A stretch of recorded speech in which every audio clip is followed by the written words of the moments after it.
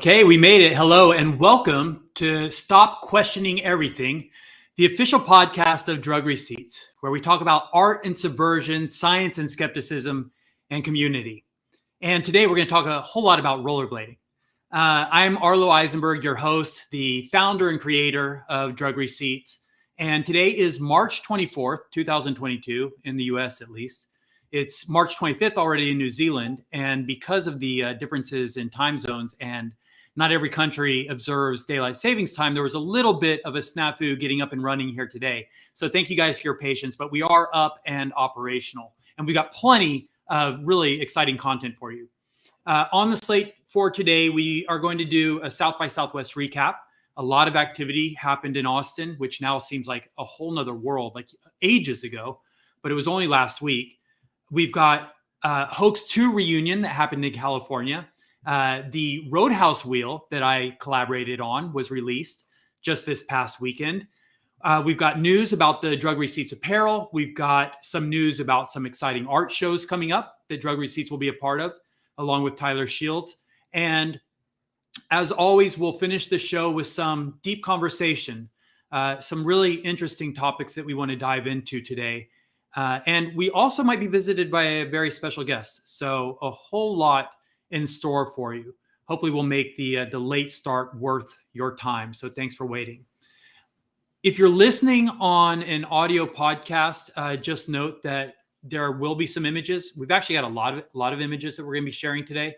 So we will try to paint a picture in your mind, but we definitely always encourage you to go look at the video stream. Subscribe on YouTube where you can see all the images, all the videos. We've also got some cool videos that we're going to share with you.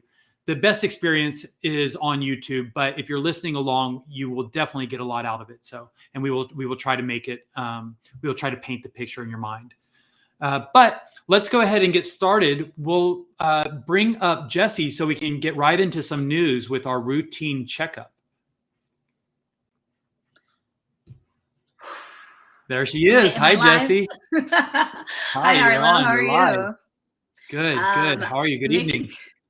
Good evening. I just wanted to check in with you and make sure you're still alive after a really, I think, adventurous Austin experience, to say the least. So you're not kidding. I mean, it has been chock full of activity. I just flew back in late last night and, have barely had time to unpack. Honestly, I just went straight into prepping for today's podcast. So that's kind of has been my entire day. But yeah, it's been a whirlwind, no doubt. But, it's the past week has provided a ton of content, which I'm really excited about sharing here today. Yay! Well, I'm super stoked. The community I know is really stoked. We're really fortunate to have such amazing supporters in our group. And I know we're going to get into some South by stuff, but I did just want to say on my own accord, I was very fortunate to meet a lot of the, first off, I just want to give people a scope on South by real quick, just to set the stage, but it was incredible. So a lot of people don't know this, but, Drug Receipts is, cousin to Non-Fungible Labs are part of their projects. And Austin was really special because we as a team got to meet a lot of the people behind the projects that make it happen. And that was a lot of us, even a lot of people that were on the same, part of the same families and whatnot, like all met together for the first time. So I just want to say that, guys, the people that are leading this industry and leading this whole, space are some brilliant, incredible, talented individuals. And we're really, really fortunate to be a part of that. But also, too, we have some amazing people in our community as well. Real quick, I want to let you guys know that we have not forgotten about the 6969 rule. So stay tuned. Hey. We're working on it. I know. What kind of show is this? What's going on here? I know. I know. Well, oh, brother, I know. I'm just trying to find a way. All right, guys, if you're on the Discord right now, let me know if we should put in an icon by the 6969 names. If so, what should it be? Should it be a thumbs up or an eggplant or whatever? Let me know what it should be. Wait, what are you talking about? What are you talking about? Do we have a role for 6969? Well, we want to reward our 69ers for sure. Yes. Do we? Yes. Is this the kind of thing we really want to encourage? Are we committed to this? Yes. I don't know. Okay, you as the creative dictator, you can veto any suggestions. I mean, obviously, you. I already made a 69 sticker, so it is part of the Drug Receipts lore. So there's no turning back the tide on this one. Oh, well. No, not a Discord sticker. A Discord sticker. Oh, I thought that was some good premium alpha there. No, but I mean, why not? I'm sure there will be stickers at one point, but for now, yes, there's a Discord sticker. So I have. I'm imagining a world where you can make your own drug receipt sticker. But I'm just dreaming. Right. That is the world that we're living in. And we're going to talk a bit more about alpha. So yeah, we're going to talk about tokenized stickers and merchandise and all that. You're absolutely right. And Speaking of being absolutely right, I would like to add, or just sort of follow the coattails of what you said, but with the Non-Fungible Labs team, we have people spread all over the world. Right. And so a big part of the team is in New Zealand, as everyone knows. They've got people in Europe. We are in Texas, Dawn's in Bali. So yeah, it's an international team. And so being able to finally meet people in real life, not just communicating over Slack or Google Meet. And the only thing that breaks my heart is that Dawn wasn't there. So we are working on what he's always quick to tell us that he has a terrible visa, terrible passport, but we are working to get him over here, hopefully in time for Blading Cup. If not in April, then for the Blading Cup in November. Well, that's going to be exciting. Well, hopefully, we can get everyone together and then face the inevitable reality that we all have to go home to our normal lives, which is our hard. Normal lives are pretty spectacular, though. They're trying and demanding, but it's cool stuff that we're working on. Definitely. Well, guys, like I said, we're really fortunate to have such an incredible community. It was great to meet people in person. We got to meet Dia in person. We got to meet, I'm going to butcher his name so bad. It's like Artemis de Medici. Atari was there, yes. Atari. Yes. Yes. Atari was there. And I mean, guys, it's been such a privilege to finally put the face to the names, and not to give you guys FOMO, but hopefully, and not hopefully, but rather very soon, we'll be putting together some more events to get to know you guys better. Hopefully we'll be in your city or your country sometime soon. So it'll be great. Yeah. Hello? Yep, that'll be great. Yes, right. Live events are a big part of our roadmap. We've got some of the content that we're going to be covering today is talking about 2 events that are coming up, one in April, one in May. So we have a couple of things lined up. So there are definitely going to be IRL opportunities to get together with drug snugglers and to keep spreading kind of the love and the community and the connections. So yeah. Right. Oh, I'm sorry. We're going to talk about the May event today. Tyler's already spilled the alpha, so I feel like that cat's out of the bag. I mean, yeah, I think we're going to talk about it. You guys are in for a fun one. Yeah, it's a big deal. I think it's really great. It's a really big deal. Well, that's all I have for the routine checkup right now, guys. I'll see y'all in the Discord, hopefully, or maybe I missed something. No, you're good. And if you think of anything, or if you feel like you missed anything, you can always jump on. But honestly, I'm hijacking a lot of the routine checkup because we have so many news items that are just kind of main content items right now. But to that end, thank you, Jesse, for the routine checkup, and we'll go ahead and start jumping into it. We are going to do a full South by Southwest recap. We've got some images for you. And Joellen, we can go ahead and start getting into it because Jesse mentioned, right, that we've got that we ran into Dia. So Dia and I were both at the Fluff House LA, but did not manage to run into each other. But we did not let that happen again in Austin. So here's a photo of Jesse and Dia and me at Austin. And, the whole weekend was it was such a whirlwind that it was hard to find time to do anything really at any depth. But just randomly, I happened to be walking the event the day after really things were over, and Dia was having lunch, just sitting out by one of the domes. And so I joined her, and we actually got to have a really nice long form conversation, which I appreciated a whole lot, which is kind of exactly what I wanted out of being able to have an IRL meeting with Dia. So it was good to see. It was good to see her out there, and really look forward to meeting a lot more of you as we get into more events down the road. Another interesting community holder was someone who was at the South by Southwest event, had a drug receipt that did not reveal during the general reveal, so that we knew someone was in our midst who was holding on to a super rare, a one of one. And he proudly displayed it. Joel, and there he is. Yeah. So he got the gold tabby with the broken crown. So super, super sick, and really cool just to have someone on site that was waiting for that one of one reveal. So very cool, and congratulations. Speaking of the reveal, I also want to share with you something that we did briefly in the Discord, but we'll go ahead and put it on the YouTube for posterity. But I'm going to show you a few of the rejects. So we were running a script, right, that was compiling our characters via programmatically generating the characters via a script. And, in our rounds of QA, we encountered some things that weren't right, like this baseball cap on the middle of Tabby's face. So that was something that had to be corrected. Let's go ahead and bring up another one. So here is Siren without eyes. Obviously, that is a mistake. So, this is why we QA, just looking for these kinds of mistakes. Looked at, thousands of iterations of the characters. Let's look at the next one. So this is honestly not really a mistake. These were things that we decided to kind of self-censor or to edit out of the collection.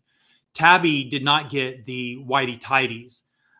There was some internal conversation that it might be inappropriate, since Tabby presents as female or as feminine characteristics. So it might be seen as inappropriate or objectionable in some way. So we just chose to leave it out. So Tabby does not get the whitey tidies.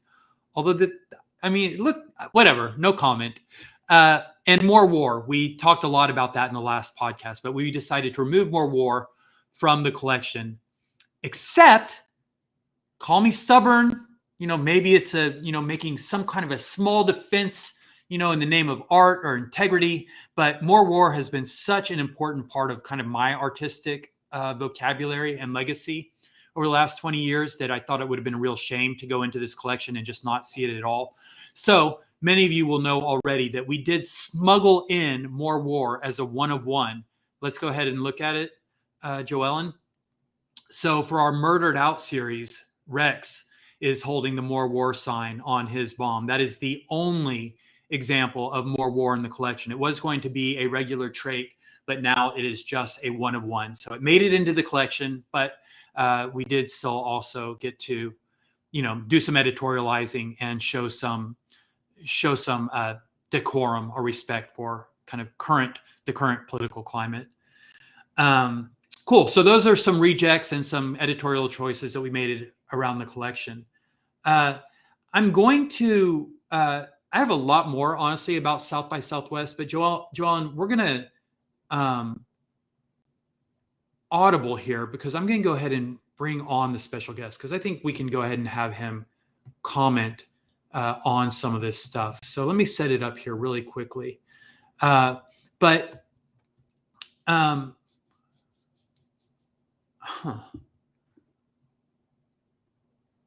So I worked on a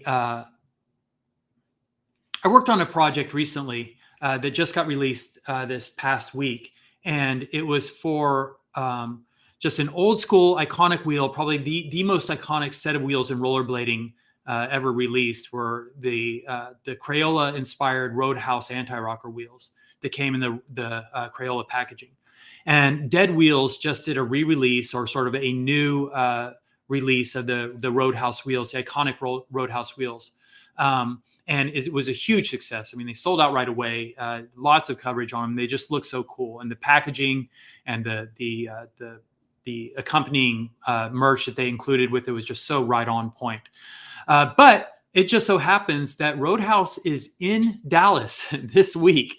So I asked him to come on by. So I'd like to introduce our special guest, Joel, and you can bring up the card. It is Randy Roadhouse Spicer.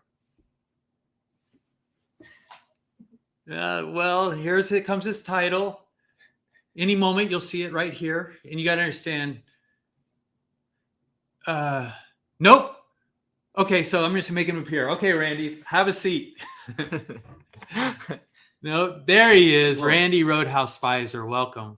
Hi, bud. How are you? It's a proper introduction. Yeah. I appreciate it. Oh, there he is. Randy Roadhouse Spicer. I knew it. Oh, cool. It's a cool graphic.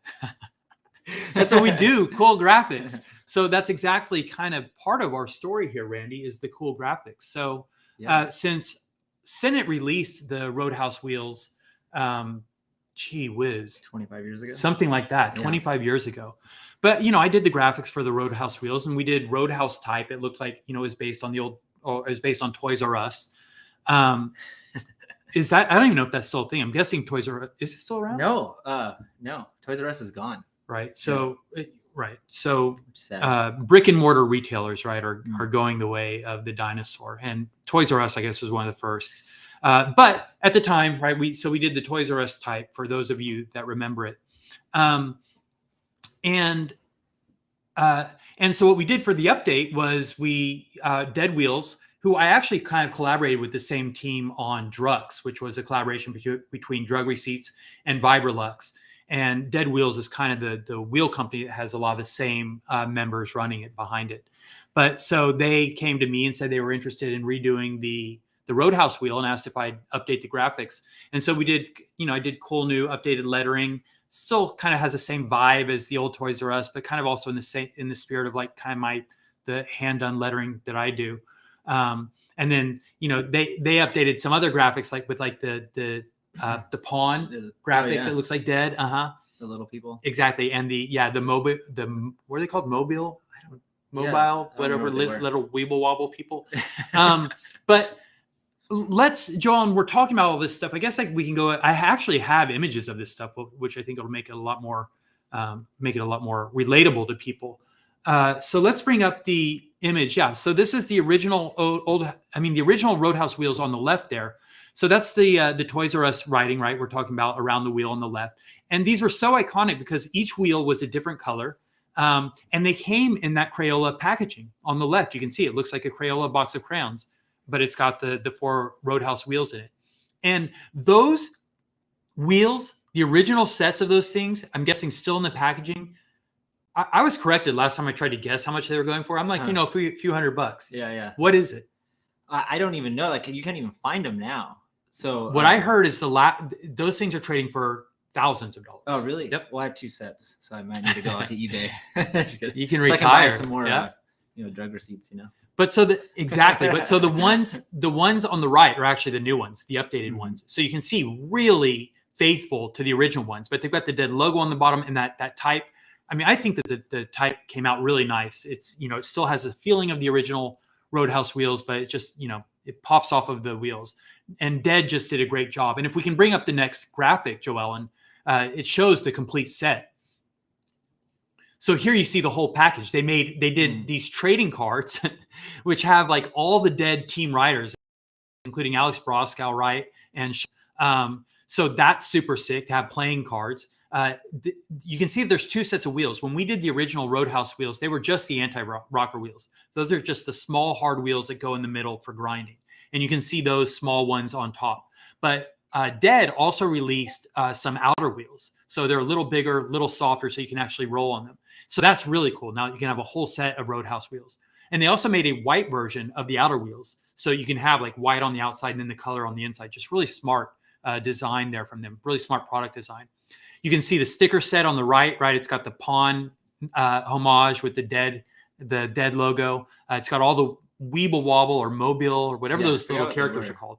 But we had a separate Roadhouse wheel that came in packaging that was inspired by those little characters. So they're actually getting a lot of like kind of the different Roadhouse greatest hits. The one that glowed in the dark. What was that? The wheels that had the little people on it. Oh, really? They glowed in the dark? Yeah. There you go. That's why he's here, for that inside information. So really cool. And Randy, I also loaded up a video. So Oh, good. Joel, it's like your latest Instagram video, but just to show, I mean, when you have, we'll talk about it after we look at it, but when you have a wheel coming out, right, people are going to be looking at you. And so I'm guessing that you felt some pressure, like you were motivated, right, to get clips. But let's look at it and then we'll talk with Randy about it.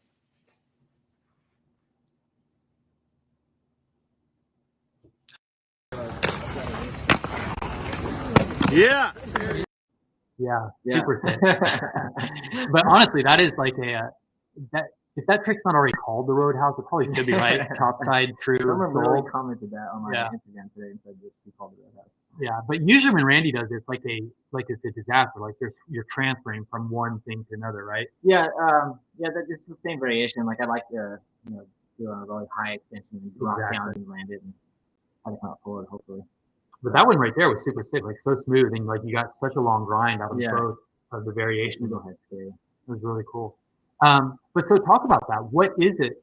Because obviously you've been skating the whole time, right? You didn't exactly stop skating, but everyone's noticed, right, that you've ramped up kind of your productivity. What do you attribute that to? Kind of the pandemic. I used to work out a lot, and I was doing like things like CrossFit for about 8 years. So, and then during the pandemic, you couldn't go to the gym. So I picked up something that, I loved to do, which was skating. And I started doing it more often, and I needed that outlet to like move my body because like I really like to use myself to do stuff, And so skating, just was just that outlet that I needed that just kind of refound me in that sense. That's cool. And so what came first? Like ramping up the skating again, and then Dead Wheels approached you, right? Yeah, pretty much. So just skating. I started skating a lot, and I felt like this need to want to do something. And AJ out of nowhere was just like hit me up and was like, I think we should do this. This needs to happen. Actually, I had mentioned to do the idea with John Julio once, and then and he was like into the idea, but he was so busy and was doing a lot of projects and stuff. And so AJ kind of, without even talking to him, came up with the same idea. Like I came up with the same idea, and he was. So I had to like tell John, like, hey, they want to do this, and to me it made more sense because it's a wheel company and things like that. So so we just moved forward with it, and it actually ended up happening pretty fast. Yeah, that's cool.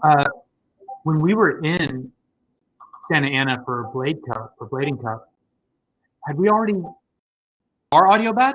Is the stream? The internet, or am I not talking loud enough? Yeah, your sound has gone a bit odd, like underwater. Internet.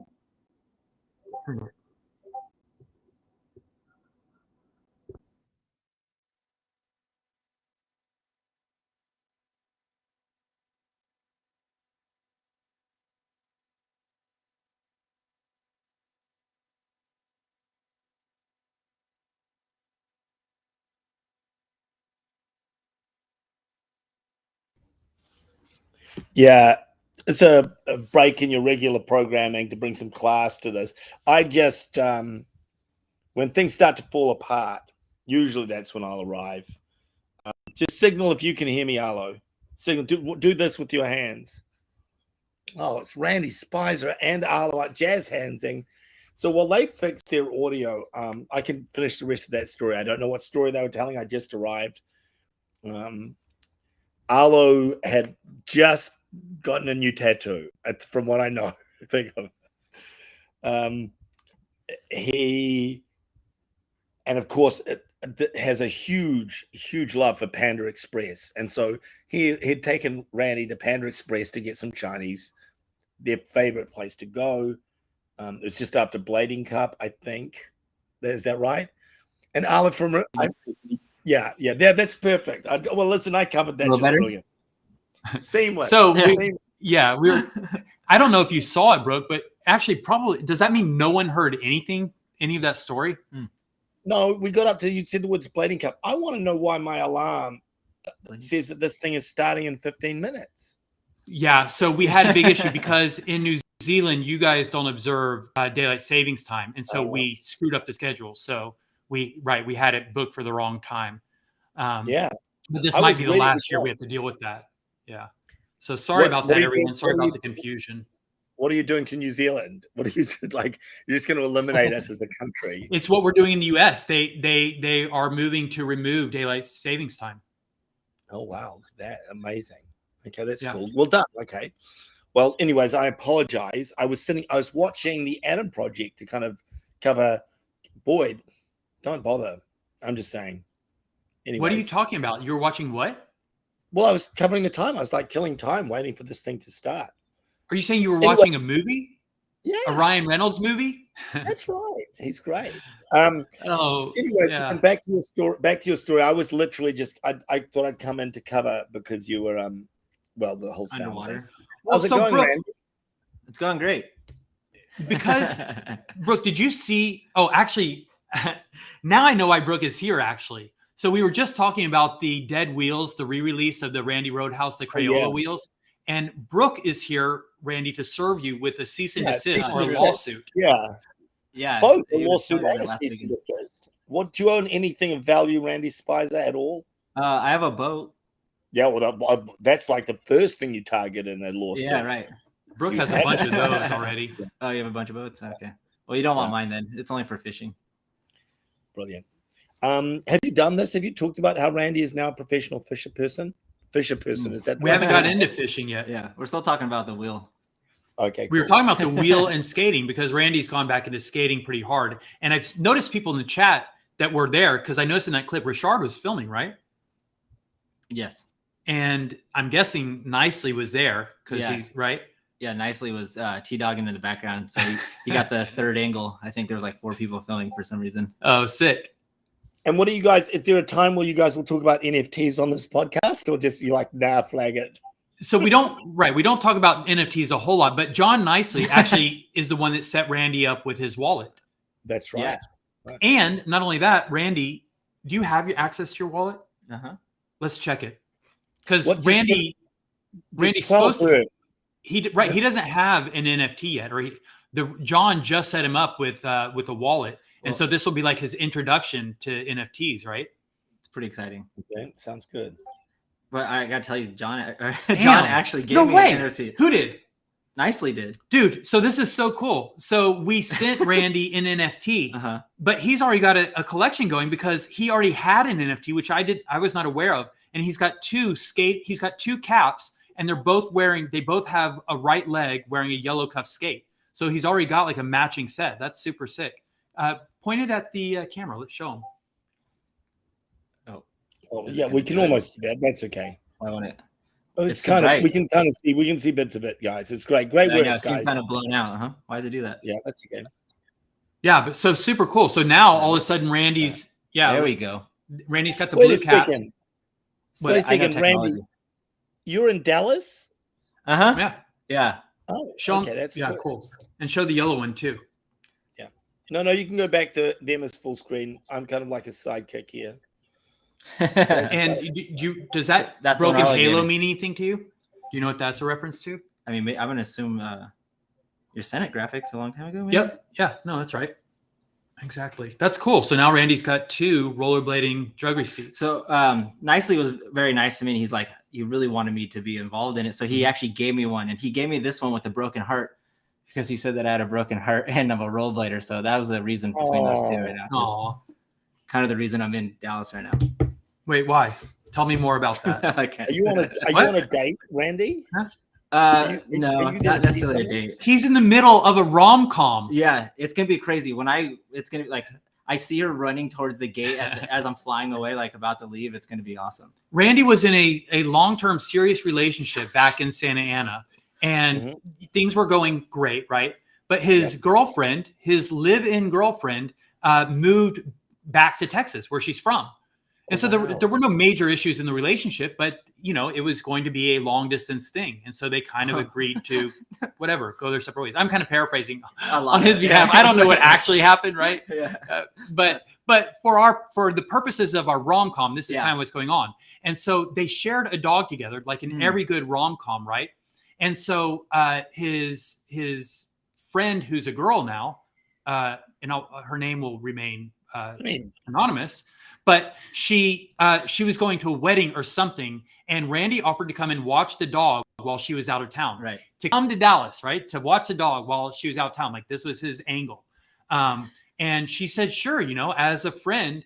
And Randy, bought a ticket as quick as he could and got down So here, fast. right? And he's going to try and he's going to try and save the relationship.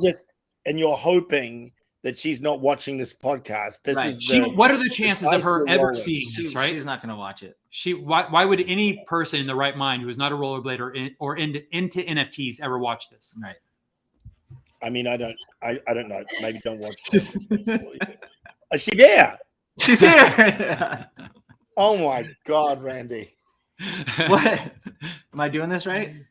You're doing everything so right, Oh, buddy. shoot. Oh, So we good?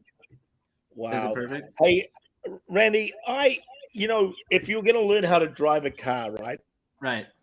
Would you go and find your friend that had crashed a couple of cars and now just walked everywhere? Or Is would my you friend talk to Arlo? your friend?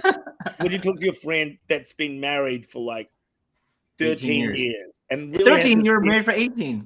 Yes. What's that? I thought you were married for 18. Wait, which one of us crashed a bunch of cars?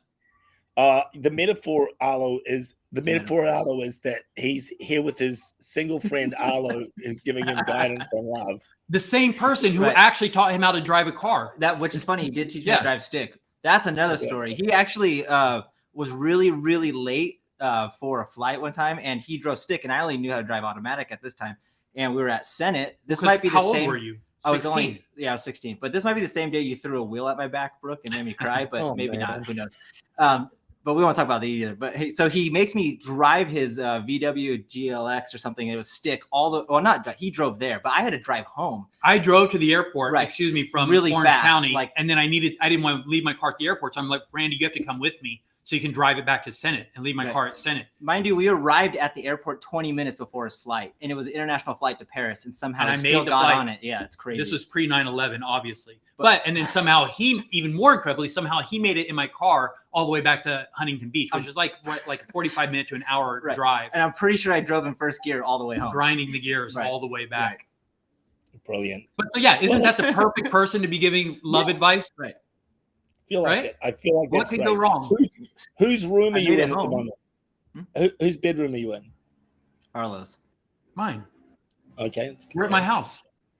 Okay. Don't sound so surprised. I'm just trying to get some context, guys. What? Um, You're wondering if we're at her house? Like we just set up the whole Yeah, I don't know. podcast It's video a at her little house? bit messy there, Arlo. So some people arriving here. I saw Ruben, who's just turned up, and you've got Mr. and DF, John Nicey, of course, Dean here. Are there any great questions? People might have questions about NFTs that you guys could answer. Randy, what's your how's it been? Getting an NFT for the Which, first by time? the way, Brooke, you're late to the party. We started with South by Southwest, and we went over the NFTs at the beginning, and we've got NFT talk scattered throughout. But in keeping true to form, we are the most random podcast, the most random media content in the NFT space. So that's just kind of what we do here. But we've got a lot of good content, a lot of good alpha that we will be providing for all you guys. So we will make it worth your time. But hopefully we can entertain you a little bit in the meantime as well. Yeah, Greg Matthews or Mazhu asking if parties in Australia. There's actually quite a good scene starting to start in Australia. Both, obviously there's great rollerblades in there, but also NFTs in the fluff universe. Melbourne threw a party that was really good like a couple of weeks ago. So it would be great to do a meetup, like a drug receipts meetup for both New Zealand and Australia in the future. I'd like that. Because I know you, Brooke, and Yes. I've known you for so long, I've been to New Zealand twice, and somehow I've never been to Australia, which has always struck me as odd. Yeah, that is interesting, isn't it? Mm-hmm. But we'll have to rectify that. So I would like to talk a little bit, since we brought it up now, a little bit more about South by Southwest, just because so much happened there that was really interesting. And now, Brooke, since you're here, I think it will really help to add some color to it. But one of the cool things that we did, Drug Receipts is one of the sponsors, as part of the Non-Fungible Labs universe. We were one of the presenting sponsors and participate in and present some really cool events. One of them was a live art event that we did along with Jim Evans. And Jim Evans is an iconic poster designer. He's done rock show posters for decades. And any band, you name it, 9 Inch Nails, the Pixies, Foo Fighters. I mean, he has done art for them. And the tie into Non-Fungible Labs is he has been doing the Fluff House posters. So when they put on an event in Los Angeles, when Fluff House in Austin, Fluff House in Miami, they've been producing show posters for him in the iconic rock show poster style. And Jim Evans is the artist behind them. So really cool stuff. And the posters in their own right have become their own collectible items. The Fluff team has been releasing them as NFTs. So it's just really cool art. And Jim is just this really cool, iconic artist. And for our event, what we did is we had Jim and I in the Fluff Dome, and we sat on stage and we each did kind of live art. I drew a drug receipt, a thermal drug receipt, just a hand-drawn drug receipt in real time. And Jim brought in one of his, the line art for one of his posters, and he was sort of coloring it in real time and talking a little bit about the technique there. But a real cool interactive angle that we provided for the experience was for the people in the audience. We handed out something like 30 to 50 iPads loaded up with Procreate. And it had a piece of line art from drug receipts that we set up and a piece of line art from Jim Evans so people could color them in during the session. And Joellen, let's go ahead and bring up some images because this setup was so cool. I mean, the domes by themselves were really cool. But so and Brooke was the presenter. So there's Brooke on stage and Jim Evans is standing up and I'm sitting there in the back working on the drug receipt. But on the dome, you can see, and this is a full, almost 360 dome as you look up that covers the entire venue. I mean, and on half of the dome, it had 360 dome, but yeah. What's that? It is 360. It's a dome, but yeah. I was just thinking it's not a ball, right? But yeah, it's full 360 dome. So the Taz is what Jim Evans goes by. That's kind of like his art alias. And so you can see his posters there on the left. And then on the right side is drug receipts. And we've got some drug receipts art. But that whole vignette was just kind of would rotate around the dome the whole time. And each one of those images, also they're animated. So these posters are living, like they're bouncing off of the background, and the logos are kind of like rotating. Let's go ahead and show the next image, Joellen. Right, and so there's a little zoom in on kind of the drug receipts side. And it was just so cool. So they had some of our, our transparent characters. They had some posters, and they even had a little bit of some legacy art, some old Ghost Brand stuff. And Joellen, I did include a little video which we can watch. Apologies in advance. It's just real quick and shoddy, but it gives a little bit of idea of the animation. If you want to play that. Definitely heard the audio. Yeah. Oh, we're losing that. Yeah, I don't know if anyone saw that, right? We heard it.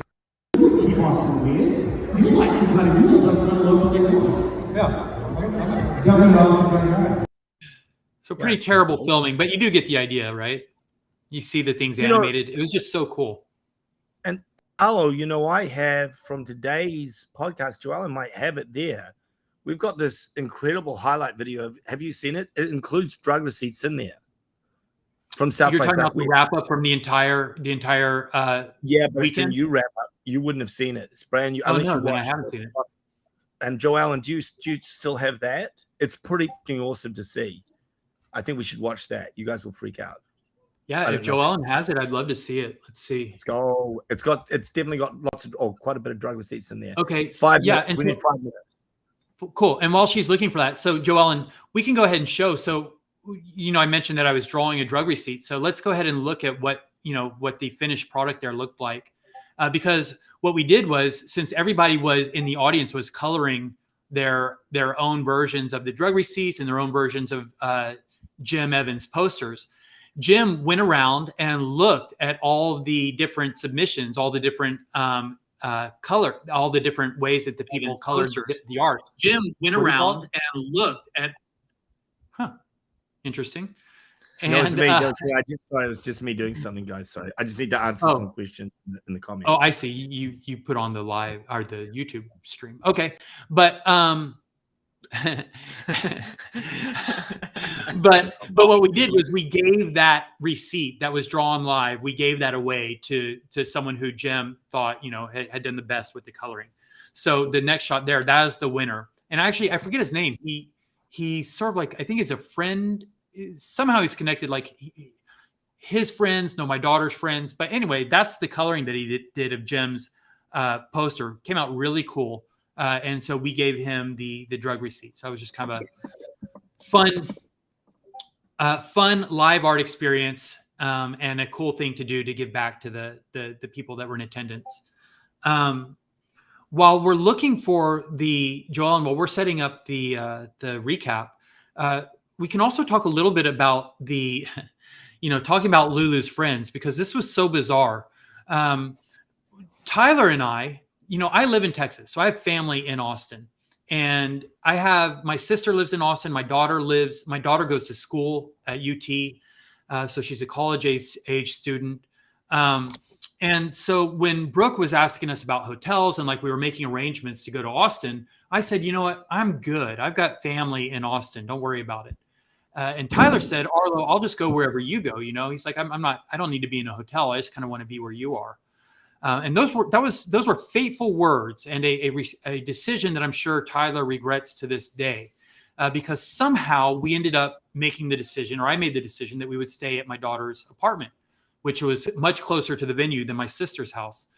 And to call my daughter's living arrangement an apartment is not completely descriptive enough, because it's basically a dorm, right? It's the first place that she's moved. Last year, she was in a sorority house. And this year, she was in an apartment for students. But these apartments that are right next to campus are basically glorified dorms. Joel, let's go ahead and bring up Lulu and Bayless. So this is my daughter and her boyfriend. They're wearing their matching drugs gear. But just to give you an idea of who our hosts were while we were in Austin. There they are. This is leaving the Fluff venue, the Fluff Domes. And her boyfriend is a football player, so he's a giant of a man, but also an incredible human being. But so let's go ahead and go to the next one, to welcome drug lords. So we stayed at my daughter's dorm. Basically, she made this nice welcoming sign for Tyler and I when we came in. And let's look at the next one, because this is great. This is Tyler in the apartment there, right? And there's the roommates. My daughter lives in a suite also, by the way. So she has 3 other roommates that live in the dorm. Some of them were leaving town. So Tyler got one of the rooms and I got one of the other rooms. But this is Tyler kind of in the middle of this dorm. And now let's look at the next one, because this is really where it all comes together. So this is pregame with a bunch of college students. That's Tyler there in the middle. But this is us getting ready to go out to the Fluff Domes and us just really getting the authentic college experience. Just a really bizarre setup. After we got back and were settled down back in California, Tyler said to me, Arlo, we're never doing that again. You were always getting a hotel. He said, you never have to do that again. So, I'm in it for the experiences. I feel like life is measured in the stories you can tell. And we definitely got some stories out of that. But yeah, the accommodations. Where did you sleep, Arlo? Where did you sleep, Arlo? Well, in theory, I slept. My daughter stayed at her boyfriend's place, and so I got her room. But I got locked out, so I actually slept. I slept in the sauna of the apartment building, because I couldn't find any other place that was warm and out of the way of foot traffic. But in fairness, that was only between like 2 a.m. and 7 a.m. At 7 a.m., one of her roommates woke up, and I was able to get back into the apartment. So I just had about 5 hours there in the middle of the night where I had to fend for myself in the apartment building. True story. Genius. Now, you guys are wondering, like, what was the night like before? Like that. So you've seen Arlo like getting ready in his dorm, pretending that he's in college, like living this kind of pretend life that he's the cool college kid. So and then cool. You know that he ends up sleeping in the sauna, and I'm thinking Joellen might have it ready. If she's saying the video might not work, let's give it a try, Joellen. Let's see if it goes. So this was Fluff House, South by Southwest, and the night that kind of Drug Receipts, our first night sponsoring an event, and this is the event. So let's try it. Yeah. Young Gerald. Yeah. Let's do the schedule thing, Joellen. Yeah. I line with the boom pow. Every week now I switch to a new style. 212s in the back just blew out. Everything I do end up in the news now. Yeah.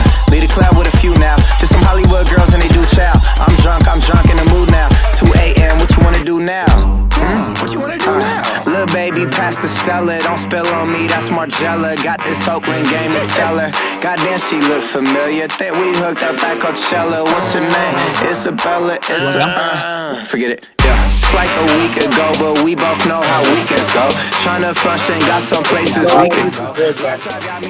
Pause that. So what's happening is we've got two systems to play videos on this restream, and one of them we can talk over, but it's all stuttery and looks like photos, and the other one is smooth. But I just made Joellen do that on the fly. I'll tell you what we'll do is we'll upload that to the Drug Receipts Twitter. It's an awesome video that kind of gives you a feel of the night that had, with Dylan Francis, Young and Sick, Miha, who else was crazy? Jaws, like some really amazing performers, and the dome, the Fluff Dome. So yeah, it was very cool. And then that ends up with Arlo in a fetal position in a sauna. Pretty much. And honestly, I'm kind of like glossing over it. The fetal position in the sauna was the best that night ended up. That was after trying a lot of other places that were a lot worse, like sleeping under like study tables in lounges, or huddling in a corner in like the arcade. We were like joking a couple of days ago that there must have been security guards just laughing their ass off watching this kind of old dude walk around the dorm trying to sleep. Opening up all the doors, like looking for dark, like hidden spaces that I can sleep in for a little bit. Oh, I'm sure it was great, like closed circuit viewing for the security guards. But Brooke, since we're doing show and tell, I have another video that I'd like to share. I actually meant to share it in the last podcast. It was something that we put together. It was the video that we put together for South by Southwest, the kind of Drug Receipts promo video that Tyler shot, and it came out really cool. But I neglected to present it in our last podcast. It is up on YouTube. A lot of you will have seen it, but I'd like to go ahead and share it here for those that haven't, because it's just such a cool video. What's the go with it? Will it be stuttery? I wonder if Joellen's checked it. This one should be all right. We played some other videos okay. so far, no, Joellen. Okay. It's my fault. We'll give it a shot. This is Drug Receipts, Joellen, if you have it. Cool.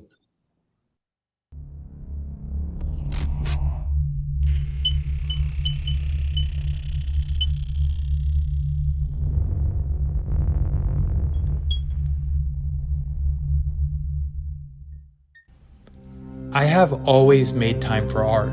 About 7 years ago, I had a job at an agency that was very demanding, but we always got an hour for lunch, and the servers always brought a pen and a receipt.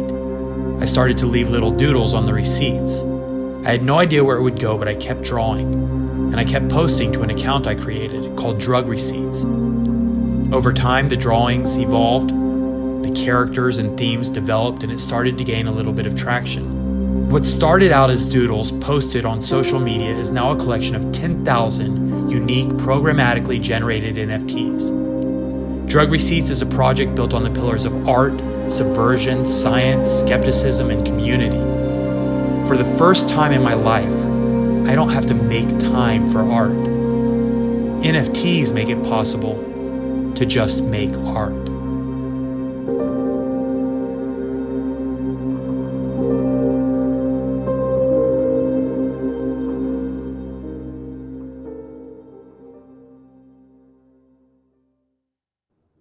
Cool. Very nice. I think that worked. Right? I wouldn't cry. I was so close. I was getting teary, getting a little choked up here, man. The production, yeah. High quality production, very emotional. Yeah. No, it's great. It is. And like I was saying to someone today, this project is our proof of work that with a community, reasonable sized community, 5,000-6,000 people, 10,000 in the broader community, 3,900, 3,700 owners. It's completely capable to build an entire project around an artist or artists and creatives that has like many years in its runway. So the sense of being able to make it so that for the next 3-5 years, Arlo is just serving a community of people that have shown faith in you. It's pretty awesome, so you now work for a community. Go to work. Yeah, no, it's true. And I get to work with the community also. I mean, it's just that, we talk so much kind of about the collaborative nature of the project and the kind of feedback loop between the creator and the community, and, the kind of how it culminates in a kind of collaboration. But yeah, it's really thrilling to be a part of. And I'm always just so grateful for it. Brooke, before we get too far from South by Southwest, there is one other thing that I'd like to touch on there just because it was so cool. But another panel that we got to be a part of, or that I got to be a part of, was the discussion with about creativity in Web3 and in the metaverse. And Mike Shinoda from Lincoln Park was on that panel, and Josh Valenzuela from Melt Interactive. Melt, who actually did all the animations for the fluff domes, including the drug receipts. And I've got some videos of those things too, which are super, super cool. I was about to say, the videos are the same quality as the other ones that you've uploaded. It's a couple more videos that my grandmother shot. On a Nokia 6320, you're like, oh yeah, okay, that's great. Actually, let's see. Joanne, can we go ahead and bring up? I have two of them. They're both short, but they do give a taste. Let's look. And then let's do your videos, and then apparently our video is ready, so we can start. It's got a great track by Dylan Francis. Do yours first, and then the one I shot on my phone. You do. It's not a competition, though, right? It's not a competition. You be the judge. One is authentic and has soul and character, and you can really feel the grandmotherly vibes coming through, and the other is like cold and produced. It's a little bit like our sleeping arrangements. I was sleeping in a luxurious Airbnb overlooking skyline, while you're in a sauna. Here's Arlo's sauna photos. This is the fetal position sauna of videos. Let's go.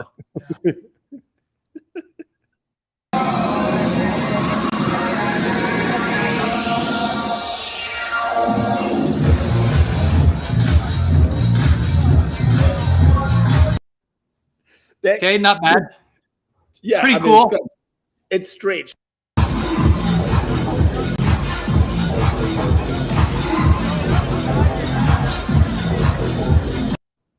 Yeah, it's not terrible. It's not. I mean, the main thing, right? Is the cool thing is not the video, of course. It is the animated characters on the domes in that venue with Dylan Francis playing. I mean, it was so flippin' cool, so snug and cool. Hey, what's your language, to be buddy? There? Excuse me. So and snug and cool. Here's a little something I flipped through together in the last half hour. This is something I caught on my Samsung sponsored phone sponsored. Yeah. Young Gerald. Yeah. Yeah. Die line with the boom pow. Every week now I switch to a new style. 212s in the back just blew out. Everything I do end up in the news now. Yeah. Lead a club with a few now. Just some Hollywood girls and they do chow. I'm drunk in the mood now. 2 a.m. What you wanna do now? What you wanna do now? Little baby, pass the Stella. Don't spill on me, that's Margella. Got this Oakland game to tell her. Goddamn, she look familiar. Think we hooked up at Coachella. What's her name? Isabella. Forget it. Yeah. It's like a week ago, but we both know how weekends go. Tryna function, got some places we could go. Lockjaw got me speaking slow like I'm blessed. I don't GAFOS. You tryna fuck? Yes on yes. Say less. You ain't got. Say less. Sheesh. What you saying? I don't understand. Goddamn, I'm out my mind. I popped another Zan. Sheesh. I swear this lockshot got me stuttering. Goddamn, girl, you so fine. I fall in love again. Sheesh. Getting faded is my favorite rush. Goddamn, you talkative, ain't gotta say too much. Be quiet. Who got some grapes? I'm trying to roll some trees. Goddamn, uppers and downers. I'm all roll for these. Getting faded, not complicated. Too sedated, no conversation. Getting faded, we too sedated, no conversation.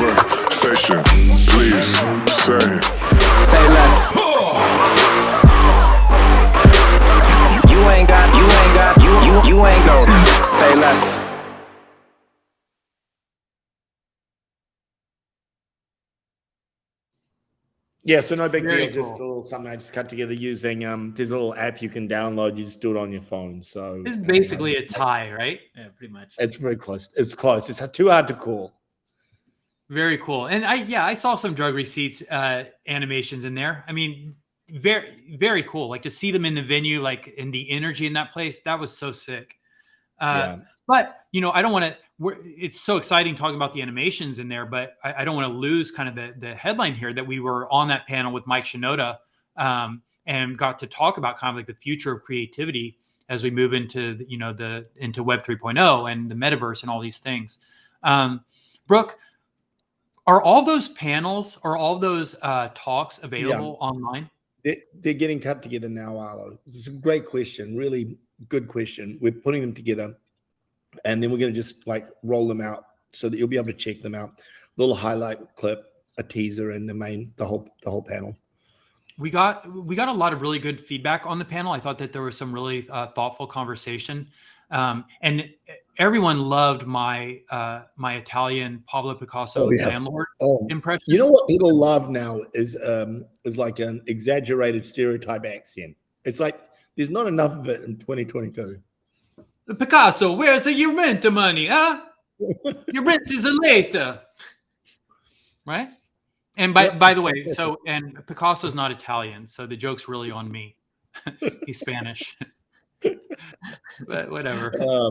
Listen, it was really amazing, and I was impressed with both your insight and Shinoda's insights. And so, in the next couple of weeks, we'll have that up on our Twitter and our Discord, and you name it, you can share it. Luigi's Italian. Give me a break. So yeah, and Shinoda and my insight, I appreciate that. But and also Josh Valenzuela, who was on the panel.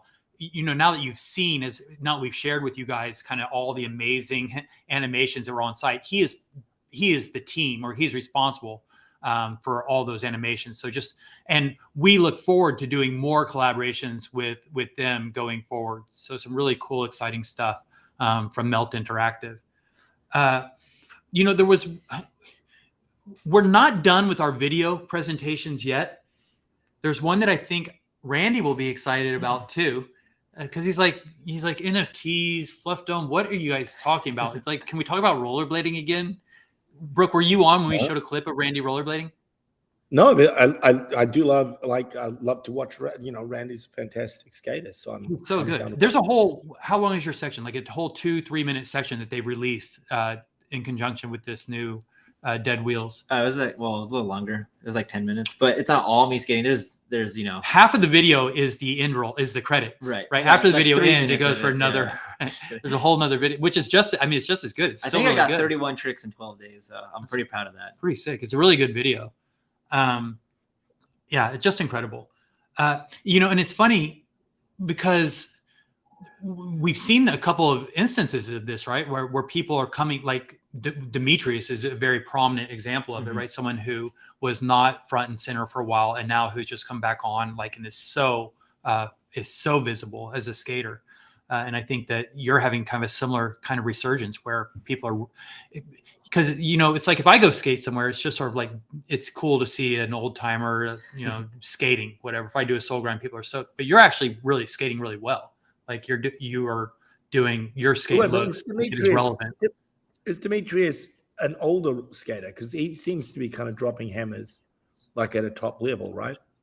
Yeah, no, he's a little bit older, but he's like still he's like mid 30s. But I mean, that's considered an older rollerblader even like now, I guess. But he was like a really big pro, and I think he got injured, and then the industry, when it went down a little bit, then he like kind of fell off the game. Yeah. Not that he fell off skating, but he just didn't skate, And then when he put his skates back on, it was like he didn't even skip a beat. Yeah, he's really good. I follow him on Instagram. And he also didn't realize that the skating had changed a little bit. Not everybody was trying to throw hammers all the time. Right. And he's out there just wrecking himself. But it's like, it looks so it's like, come on, soften up. It's 2022. It's all about wiggle walking now. Yeah. But so speaking of rollerblading, we did have we had a rap party in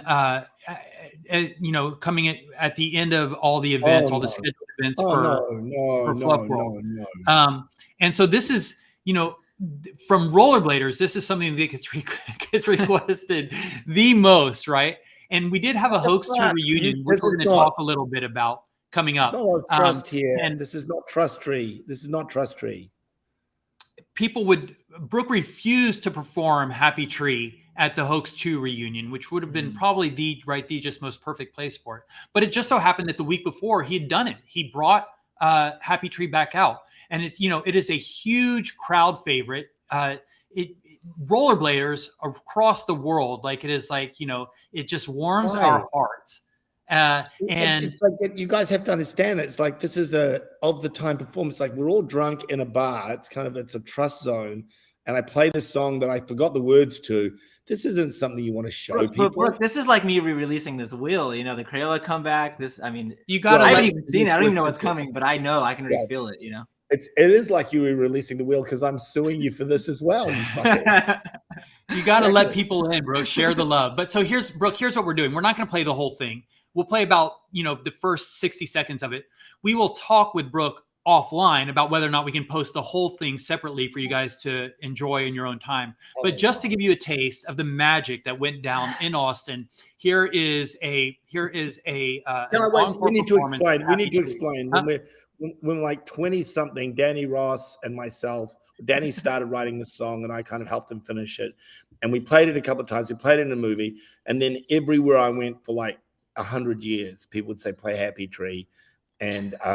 And so it just happens that when I get back to America or sometimes, and on that night, it was my wife that prompted it. So it's her fault. All of this is her fault. And so now you're weighing on, not only are you fucking up Randy Spicer's relationship, Arlo, you're now fucking up mine. Okay? The relationship mangler is what you are. You do to relationships what you do to your t-shirts. That's what I'm telling you. Well said. Thank you. And so with that, Joellen, let's look at a little taste of Happy Tree by Brooke Howard-Smith here. Oh my God. Oh, it's not ready. I'm so sorry, guys. No. Oh, that's right. I paid Joellen. Oh. Is that right? Yes, I think I do. Yeah, I paid Joellen. No, this is not the 11th Hour podcast. Video Happy Tree. So while Joellen is looking for that, I'll go ahead and we'll add some color to the backdrop the backstory that Brooke is kind of painting.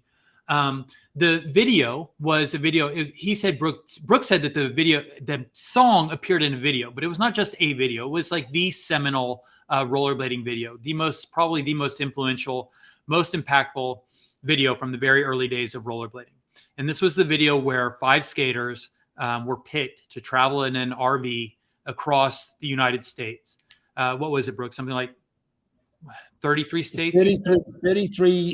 33 cities in 45 days. 33 states in 45 days. There you go. I mean, so a pretty massive, like monumental trip. And stupid things like you'd never do today. Like we drove around New York, sitting on the top of the RV, playing music, probably playing the song. Happy Tree, yes. I mean, it's iconic. Yes. I don't know why you're so down on it. It's so cool. It's like such a cool part of rollerblading history. One trick pony is the way you bring up the image of the Hoax 2 VHS cover. Let's have a look at that. Because this is the video that we're talking about. Yeah. And the cover, by the way, looks nothing like what the actual tour was. This is such a weird thing. Why would you show that? It's so bad.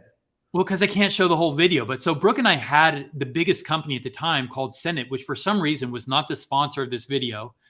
In fact, the worst company at the time, this little obscure company called Pleasure Tools, which was so dumb.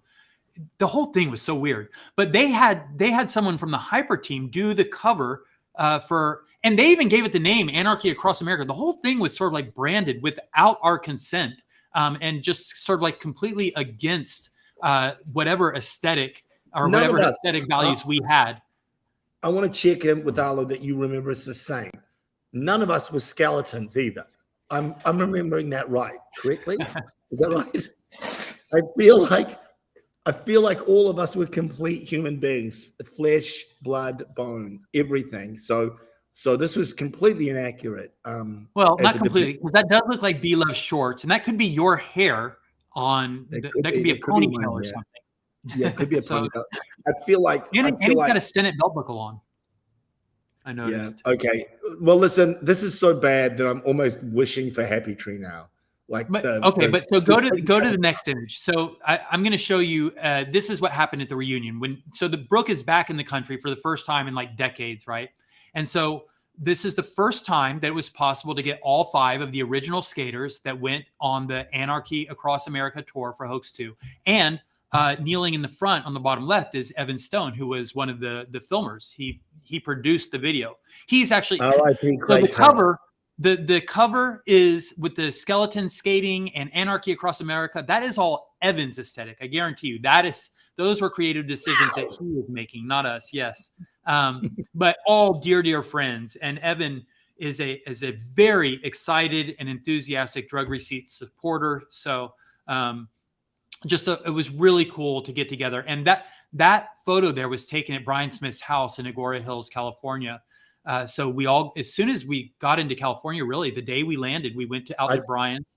He hosted a barbecue. Brooke came in with his suitcases in tow. Yeah. And I took a $235 Uber to Brian's house. Oh, exactly right. $235 Uber. That was great. Yeah. So not close to the airport. But look at how perfectly this was all set up for Brooke at the Hoax 2 reunion. The whole crew back together again. A garage band literally was set up in Brian's garage, all the equipment with amps, everything. And everybody imploring him, Brooke, please, make the magic happen. Nothing could be more perfect. I don't do things on command, Eisenberg. You should know I'm an artist, like a beautiful artist. My voice is too pretty. Well, so Joellen, I couldn't have set it up better. So let's run it. Let's show them this beautiful artist with the 2 pretty. Didn't know Arlo was filming this. Never thought that someone would play this for people that weren't just drunk in a bar. So too special. And Brooke, it was really cool. You killed it. Oh my God. Let's. Happy. Okay, good. One more time because that was fucking shit. Happy. If I pull this off, it'll be a fucking miracle.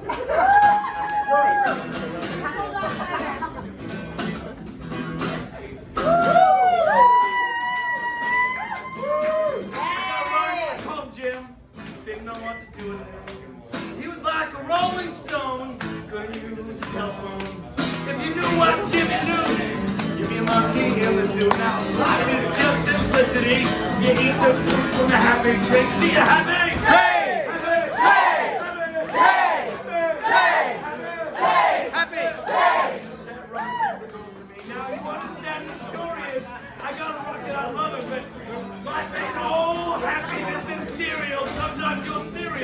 Is a bowl of shit. And it doesn't work out.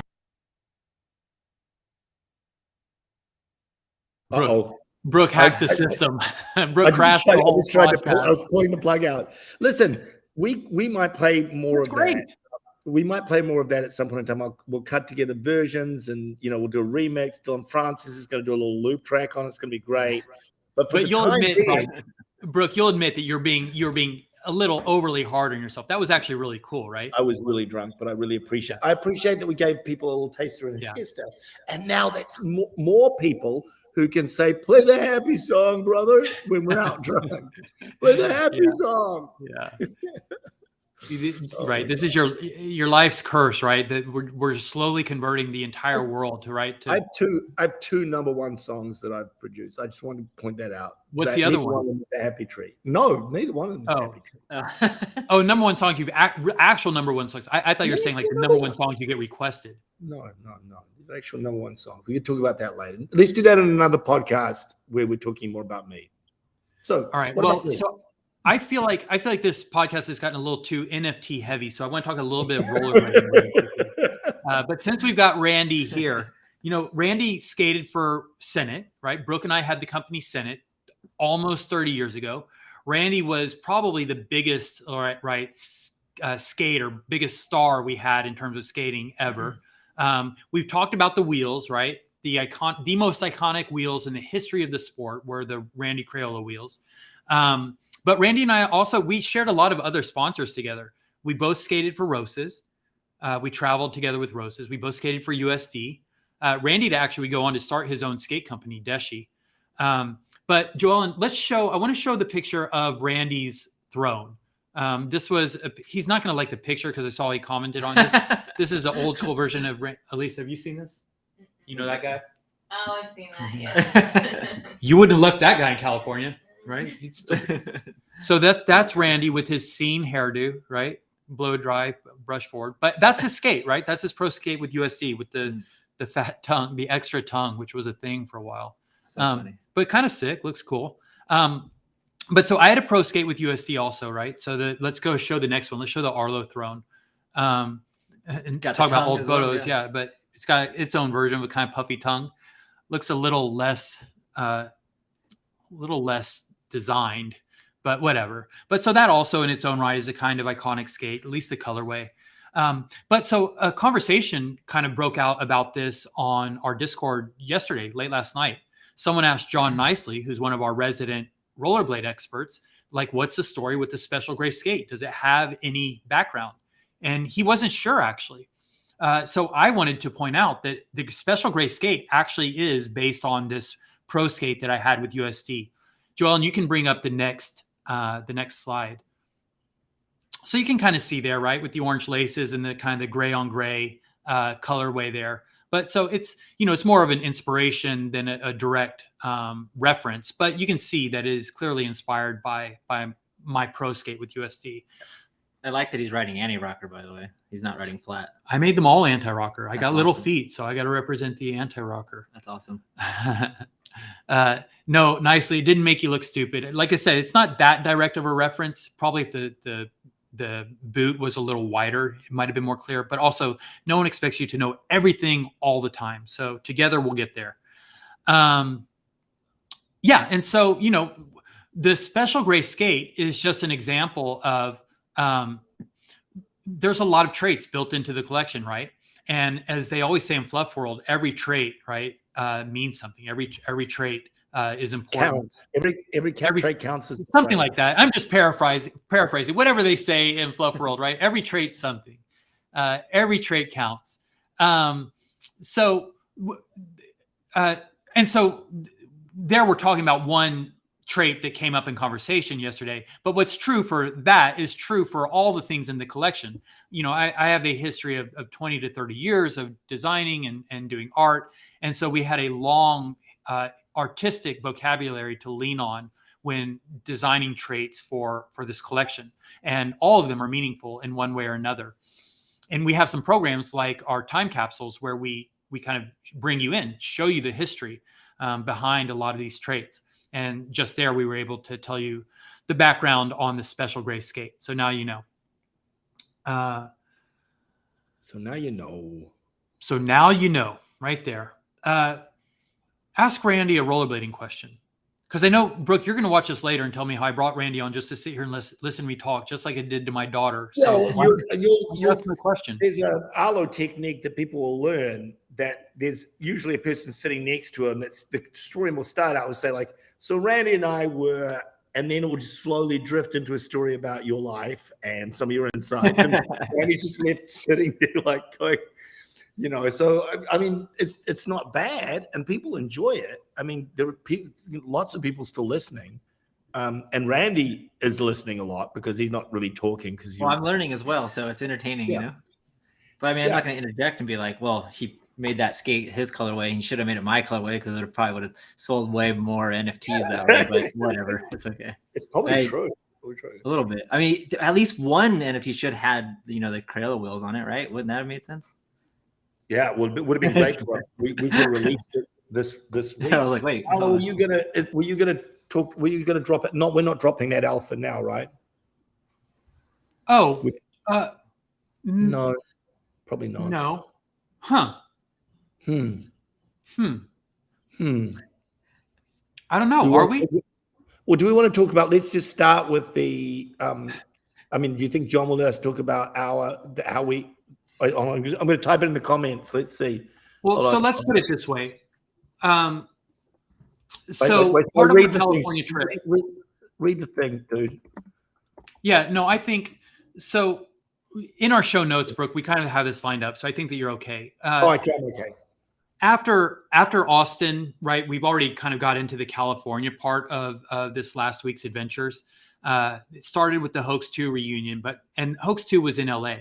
But then we had a whole Orange County portion of the trip because a lot of kind of our skating connections are based in Orange County.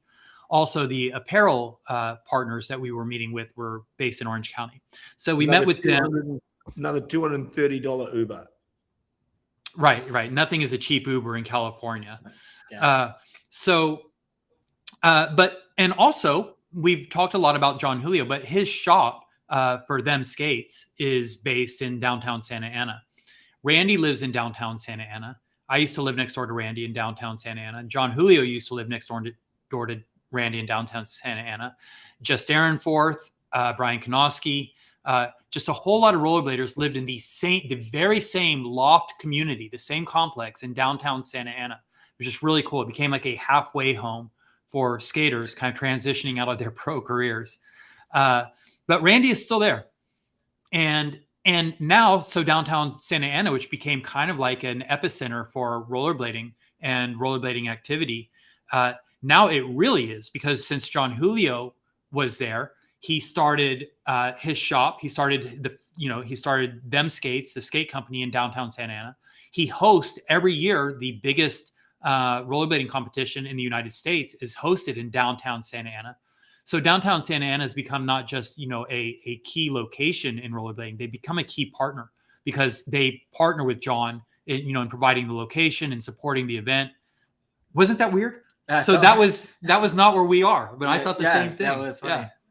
It was Amber. Amber walking across the room. Amber walked behind you. We We both here. thought it was Whoa. Lisa. Yeah. Oh, wow. You're like, what? There's a ghost. Very But cool. Arlo, it feels like you're getting to a point. Like I can sense that you're getting to the point. You're almost there. Let's go. But so speed it. Yeah, let's right. So the big event that John puts on every year is called the Blading Cup. And this year, for the first time, he's added a second date. So the Blading Cup always happens around the end of October, the beginning of November every year. But this year, they've added an April date. It's coming up, I believe, April 28th to May 1st is going to be the next Blading Cup. We've already talked about, right, Randy's here.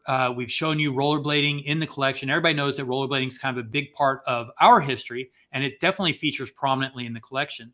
And so one thing that we wanted to do to give back to rollerblading was support John Julio in the Blading Cup. So whether he wants it or not. Whether he wants it or not, right. Right. We went there to tell him we were supporting him. We didn't ask him how we could. But we met with him to discuss sponsoring Blading Cup. So we have agreed to sign on as a title sponsor for the next Blading Cup. And what Brooke was getting at was some of the alpha to go along with it. I don't know if we're at liberty to disclose that yet. I mean, it's your company. You can do whatever you want. But here's what I don't want to do. I don't want to manipulate the market, right? Do I have to be worried about that at all? Is there ever a time when it's too soon to say something?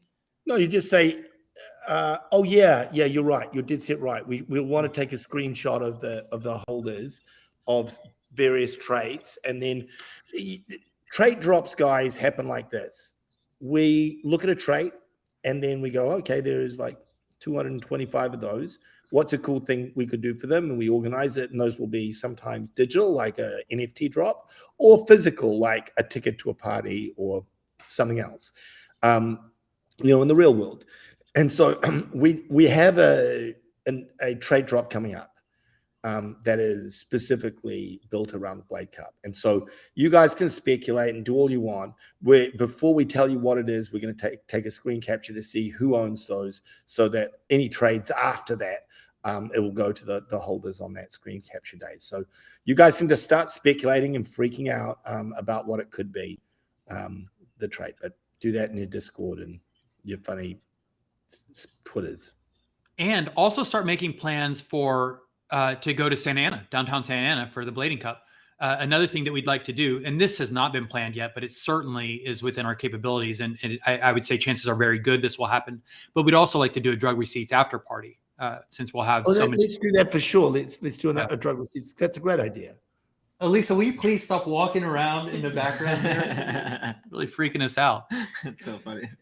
So we'll definitely do a drug receipts after party, and would be great to have, we're going to have, obviously the rollerblading community will be there. Would love to have drug snugglers out there.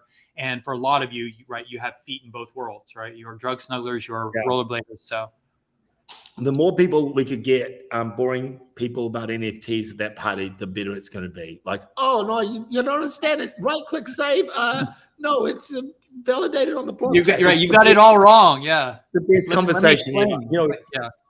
As someone that is just so passionate about how NFTs are changing the world, I get like into these deep, and you could just see their eyes glazing over. Everything's going to change. Oh, it's just so great. Anyway, so what a party that's going to be. And I do want to, before we get off of it, let's go ahead and show a picture. I've got a couple of photos of the interior of the Them Skate Shop. Brooke, it's actually while you were there, so it's cool seeing John Julio. I should say, Alexander says, why does Brooke say this is Arlo's project? I'm a part of it. Arlo is the creative dictator of this. I've never had, many of the greatest, like there's no doubt that I'm the reason this project is so successful, just like Arlo's last successful project. Like there's no doubt, like what we've really nailed is what the secret sauce is. It's me. But he's still in control. The truth is I've had middling success without Arlo as well. So the joy is that he is in charge. He's my captain. I will let him do anything but mess with my t-shirts the way that he messes with his. So anyways, moving along, you were going to say something, Alan. This photo. I can't cut your t-shirt. No, I'm Joel, and you can go ahead and there you go. So there's Brooke and John Julio. Yep. That's right. So that's in the Them Skate Shop. And it's cool. I just thought the neon was cool because that's the Brain Dead sign. John did a really cool collaboration with a really trendy boutique shop that's got locations around the world, but they have a really great shop in Los Angeles and Fairfax, just as a kind of an indication of the kinds of projects that John's involved with. And Randy earlier, he was talking about his wheels, said that, it's hard to do a collaboration with John because he has so many things on his schedule.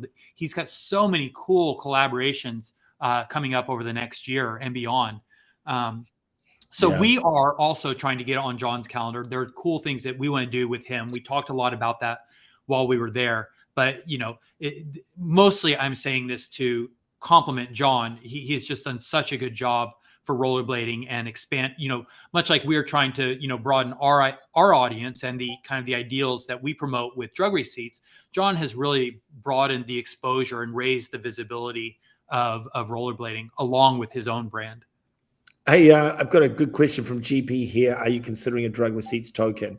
So this entire project is an experiment in the tokenization of, creating this intersect between art, skepticism, science, subversion, and then the brand that is a result of that, tokenizing that so that the community has, significant involvement, power, and is a part of the success. So yeah, at some point in time, we would love to build out a token.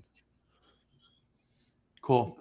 We don't have a name for it. I'd love to, we didn't name mycelium. I think that came from the community for Fluff World. It'd be cool to start jamming on what token names could be. That's one of our favorite things to do, is to name things, to give them clever, Drug Receipts related names. So yeah, we'll love that. Arlo, it's 7:45 here, and I promised my wife dinner. But have you got another 2 hours? Is that right? What's your schedule that you're thinking of running this for? I was thinking about starting my interview with Randy here in the next half hour. I really want to ask him some questions. Sean Dunn's already done it. Drug money is already, it kind of writes itself. I mean, we're all going to go, there's no way we can fly from country to country now. Someone already pointed out that when you Google already, like the words drug lords, actually Google with our names already, which is stupid. Like that's ridiculous. And so eventually, stupid and ridiculous aren't always the same thing. Yeah. What do you say? Stupid and ridiculous? They're not always the same thing. No. So okay, drug money is fantastic. That's fantastic. Oh, for the tokens? Oh yeah. I think that's great. I mean, it's straight away. Brooke, before you jump out to spend time with your wife, I just want to show a couple more photos because they're it's from the end of our trip in Orange County. We had the big, we talked about the Hoax reunion, but we also had a big reunion in Orange County. as we've mentioned, so many skaters are kind of based in Orange County and South. So for anyone that is a rollerblader, each one of these faces is just so, is such kind of like an important figure in the history of rollerblading. But going from left to right, that's me there next to Jess Darenforth, John Julio, Brooke Howard-Smith, Randy Spicer, Evan Stone, Dave Payne, Tyler Shields, and Pat Parnell. So just so cool to be able to get together with all those people. And what made all this possible is Brooke getting back into the country. I mean, that really was just kind of the also because Arlo stitched me with the bill. That's what made it possible. Like, not only did I $230 Uber ride, but at the end of the night, Arlo was like, "Can you grab the bill?" I mean, all these people are rich. They're all rich, independently rich, but no. I mean, I'm sounding a bit complainy here. Come back to America, pay the bill. In my defense, I pretended to pay the bill, and I declared very loudly that I was picking up the bill, but then quietly slunk out as Brooke actually paid for it. But that's the story of our lives, right? I mean, that's the history of Senate and drug receipts and everything, right? Yeah, it's just me taking credit for Brooke's genius behind the scenes. That's a perfect time for me to leave this in what's probably act one of one of the great Arlo interviews. Randy just about ready to say a word. Randy, he's almost ready to talk. Ask him anything you want, Brooke, before you go. It's not that easy. What? It's easier just to talk about yourself. Yeah. How's your back recovered after that wheel I threw at it in 1996? And your memory? The good thing is I didn't really cry that long. Maybe I don't even remember you're really mad at something I'd done, but you probably didn't sell enough wheels that week. Just right. Get back. I was like, get back to work, Spicer. Yeah. Well, listen, I hope your romance this week goes well. I personally, if you need anyone to if you want a a referral or a testimonial, I spent some time with Randy Spicer. Record this. I recently spent some time with Randy Spicer in Orange County and then in Los Angeles when he came back in a $240. He kidnapped me. Yeah. And he got stuck at our hotel, but it was a really cool hotel. And in that time, whoever is watching this, I saw a young man that's really developed into a complete person, a good human with a great heart. And my feeling is that if you're thinking about potentially finding someone that's going to make you both happy and improve your daily life, Randy Spicer is the guy for you. Think about it, and then potentially give him a call. Thank you. So you notice he didn't ask you a question either, right? Right. Yeah. He was. But at least he was at least speaking about me instead of speaking about himself. So that was actually really nice. But I know one thing that might really help is if I happen to, maybe just book a flight tonight or something to New Zealand, and I had a place to stay because it's kind of expensive maybe to book one that quick. But anyone I could stay with in New Zealand by any chance? Are you pushing on that? No, she's not even in New Zealand. Are you talking about me? No, I'm saying I'm gonna take her there with me. If that would be pretty. Awesome. I see what you're saying. I see let's organize that. Come out for New Year's Eve. We're throwing a big party. Drug receipts. Throwing a big party New Year's Eve.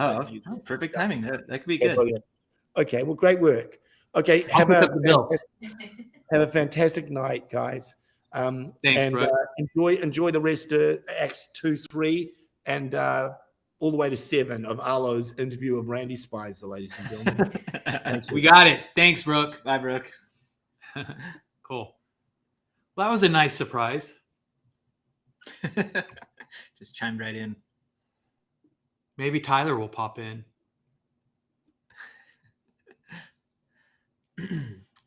All right. So, Randy. Yes, sir. We've talked about Orange County. We've talked about LA. I'm going to talk a little bit more about LA. Joellen, can you bring up the image of the drug lords since Brooke was going in on, the wisdom of calling ourselves drug lords, which I don't even think we coined that ourselves. I feel like the Meds may have come up with that one. But so this is a shot from LA. This is a shot in Tyler's studio. It's in his house. This was downstairs. And we got some, this is one of the luxuries of having Tyler as part of the team, right? He is, one of the premier fine art photographers in the world, and we just get to go shoot with him, right? Whenever we're in town. And so this was in his basement, in his home studio. And we not only got some great photos, but we also took an interview. While the three of us were together, we got to talk a bit about the project, and, put our brains together a little bit. And that's just what happened in front of the camera. But we also got to take advantage of some real focused time for the three of us to be together and to strategize and talk about, roadmap goals, and next steps for drug receipts. We've talked a little bit about that already, right? We've talked about Blading Cup. We've hinted at or teased some trait drops. We've talked a little bit about merch and the drug receipts apparel, which is something that I'm real excited about. I mean, just because so much of my history has been designing apparel, and the added dimension of kind of like this tokenization or this tokenized merch where we get to include your NFTs, your tokens in the apparel and in the collection is really exciting. Not ready to share much more about that yet, other than things are just developing steadily. And I don't think I can even say who we partnered with yet, because I'm not sure that is finalized, although it's pretty close. But it's a really cool partner that we're working with on the apparel. They have experience both in the apparel industry. These are people that I've known from years ago, back when I was in streetwear. But they also now are in the NFT space and the Web3 space, and are kind of onboarding people from streetwear culture and sneaker head culture into the NFT space. So they just kind of check all the boxes. It's kind of like the perfect partner to be doing our merch with. But we will, once that is more formalized, we'll fill you guys in on the detail, and hopefully also have some more to share in terms of what the actual apparel looks like, because it's really exciting. And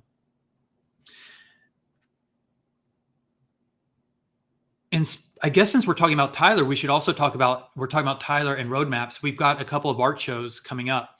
We've talked about these in other channels, but we'll go ahead and get it on the podcast here because they're very, very exciting. And art and subversion are important pillars for drug receipts. So it stands to reason that we would have gallery exhibitions. Tyler already is one of the top fine art gallery draws in the world. He shows and has openings in the biggest art galleries around the world. And so now we have an opportunity to share those spaces with drug receipts as well. His next show coming up happens to be right here in Dallas, Texas. Where are you guys going to be April 23rd? Lisa? Where are you going to be April 23rd? You're not listening to the whole thing? I thought you were hanging on every word. Is this not riveting? I have no plans on April 23rd. Okay. So Randy might be coming back in to watch your dog because we're going to the art show. April 23rd is at the Samuel Lynn Gallery here in Dallas, Texas. They're one of Tyler's big galleries. They're going to have a Tyler Shields show. But the Samuel Lynn Gallery already has an entire wing of their gallery set up for digital art. In Tyler's past shows, they would show Tyler's NFTs in the digital wing. And it's really cool the way it's set up. It's like, the monitors are set up. It looks like displaying visual art. But it's digital art. And so we're going to basically take over that wing, and it will be for drug receipts. So it's going to be like a Tyler Shields or Tyler Shields versus drug receipts collaboration show. And we are still working out the details for how we include you, because, there's probably going to be something like maybe half a dozen to 9 monitors in there. And so we'll want to show different pieces. So we're coming up with a way to curate the pieces so that we get, obviously we have some of your collection in there as well. Because Tyler does own one very spectacular 101 drug receipt, but that alone is not a show. So we're going to need others in the collections. So we're going to sort that out. But that's coming up this month. So all these decisions, all these details that have yet to be hammered out are happening right now. So you can expect updates to be happening very, very soon and frequently. April 23rd. Have I said the date for that yet? So it sounds like it's going to be the weekend before Blading Cup. This is going to be a very densely packed next month or two, because then right after Blading Cup, I think May 5th,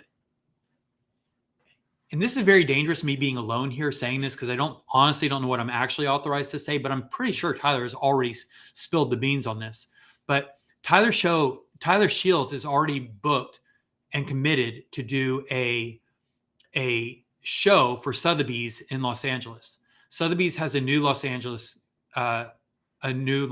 location. Sotheby's, if you don't know, is like the premier fine art auction house. Tyler is the only living fine art photographer to have had a solo show with Sotheby's. Sotheby's has described Tyler as the Andy Warhol of our generation. So Tyler Shields is having a show at Sotheby's in LA in May. I believe the date is May 5th. And he has already arranged with them to include in his show a Drug Receipts NFT. So this is very high exposure, very good exposure for the entire brand. What happens with Tyler Shields and Sotheby's elevates the entire visibility and prestige of the project. So this is a very, very exciting development. And as you can imagine, there will be a lot of press that goes along with this. So this is something that we're very excited about. And I hope that I'm not divulging anything too soon here, but we're talking about almost just a month away. So at this point, it's time you knew. Yeah. So, again, we've talked a few times and in a few different ways about, what an incredible partner Tyler is to have and what an important collaborator he is in this project, but especially with one of our explicitly stated goals being kind of like promoting the values of art. And this is an artistic venture, an enterprise first and foremost. And so our association with Tyler really helps to establish that. So exciting. Is that cool? Sounds amazing. So, it does. So that's one show here, right? So I'll be and then another one in LA. Right? And we can do them all, right? Just a home and home, right? Like a basketball game, like where you play one on their court and then one on the other's court. Very cool. Wait, how long have you been here? Did you hear that whole awkward conversation about the rom-com and Randy? Totally. Oh my gosh, how embarrassing. Wait, no, she just walked in. Remember we saw her? Oh yeah, you're right. You're lying. We saw you come in. Yeah. Okay, good. Okay, well, thank goodness, because okay, so we've covered the art shows. Great. So we've been taking questions throughout. I think now is a good time to stop it down and see if anyone's got any questions. We've introduced a lot of cool, I think, information, a lot of cool alpha. Drug snugglers, we're looking at you. Dawn, anything coming from the Discord? Jesse, anything in the live chat here in YouTube? What do we got? Really, Dawn? Nothing from Discord? What are they doing in there? You know what? I bet it's all 69 all the time in the Discord. That place is out of control. And by the way, for anyone, because Dawn, you know what, Dawn, you've reminded me of this, because I don't even think that I have to explicitly say this, but for anyone who, you know what, I almost don't even want to say it. I'll put it this way. For anyone who is wondering about what's next for Drug Receipts and what things we are doing to promote the brand and how we are continuing to deliver on, our promise, our covenant, our contract with you to deliver, keep delivering value in the brand. And this is, I'm not giving financial advice here. I'm saying, we are all in this journey together to create something really special. And so what are we doing to that end? And hopefully, we've impressed on you with these high profile gallery exhibits coming up, with the development of our merch and apparel program, with our sponsorship of the Blading Cup, and everything that we're talking about right now, guys, is stuff that's happening like within the next month, right? So this is a very, very fast timeline. So for any of you that are sweating like the minute to minute fluctuations of floor price, you are not looking at this right. This is a fast moving ship, and we have really exciting things planned. But the value on these things will be realized not in minutes, not in minute to minute, but over days and weeks and months. This is a long-term project with long-term goals and big vision, big ideas. So thank you for all of you that are along for the ride. And being along for the ride doesn't just mean owning an NFT. I hope that you guys have NFTs. We love all of our drug snugglers, but also just being aligned in terms of the values and the goals of the project. If you want to support art and subversion and science and skepticism, that is our community. The people that wear Drug Receipts apparel, they're not all going to own Drug Receipts NFTs. It's going to be people that align with the values that we're promoting. So we hope that our community will be much bigger than the 4,000 current holders that we have right now. Right? We're looking to have a much bigger impact. So this is an exciting journey, and we're all on it together. All right. Any questions yet? Have you shared your favorite drug receipts so far that you own, or do you love all your children equally? That is a great question, and it really bums me out. I do love them all. And if I'm honest, I love some more than others. And, it wasn't until the script spit out 10,000 of them that I started to really see what was possible in the collection. But so here's what's happened, right? Brooke has many NFT successes under his belt. So he has a big war chest of Ethereum just on hand to purchase at will. I don't. So when we launched, I bought some NFTs, but Brooke, who was just sweeping the floor and like buying up all the corpse paint tabbies and just like figuring out what his favorites was and just doing all that stuff. Like I didn't have the luxury of doing that. Like I would see NFTs and I'd be like, oh, I really want that one, but I had no way of getting it. And I'm sure a lot of you are out there like, yeah, welcome to my world, right? That's the position most of us are in. We don't just have the luxury of being out and going and getting every NFT we want.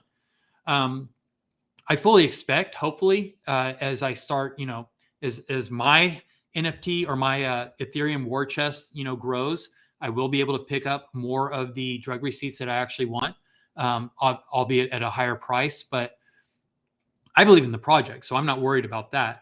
But I'm really excited about getting the ones that I love. And I've started to do it. I've started picking up some that I just think aesthetically are really cool. I love corpse paint also. I just think it's a cool vibe. So yeah. And then, but beyond that, it's just kind of the way that the colors work out. The same thing that you guys are doing. Like when you see just a good combination, like I've noticed some of you have discovered kind of the poor man's murdered out editions, right? Where you've got the either blacked out or kind of the blue characters on the blue background with the blue attributes. Then you kind of get a kind of a poor man's version of the murdered out series. So yeah. I'm experiencing the collection just like you guys are.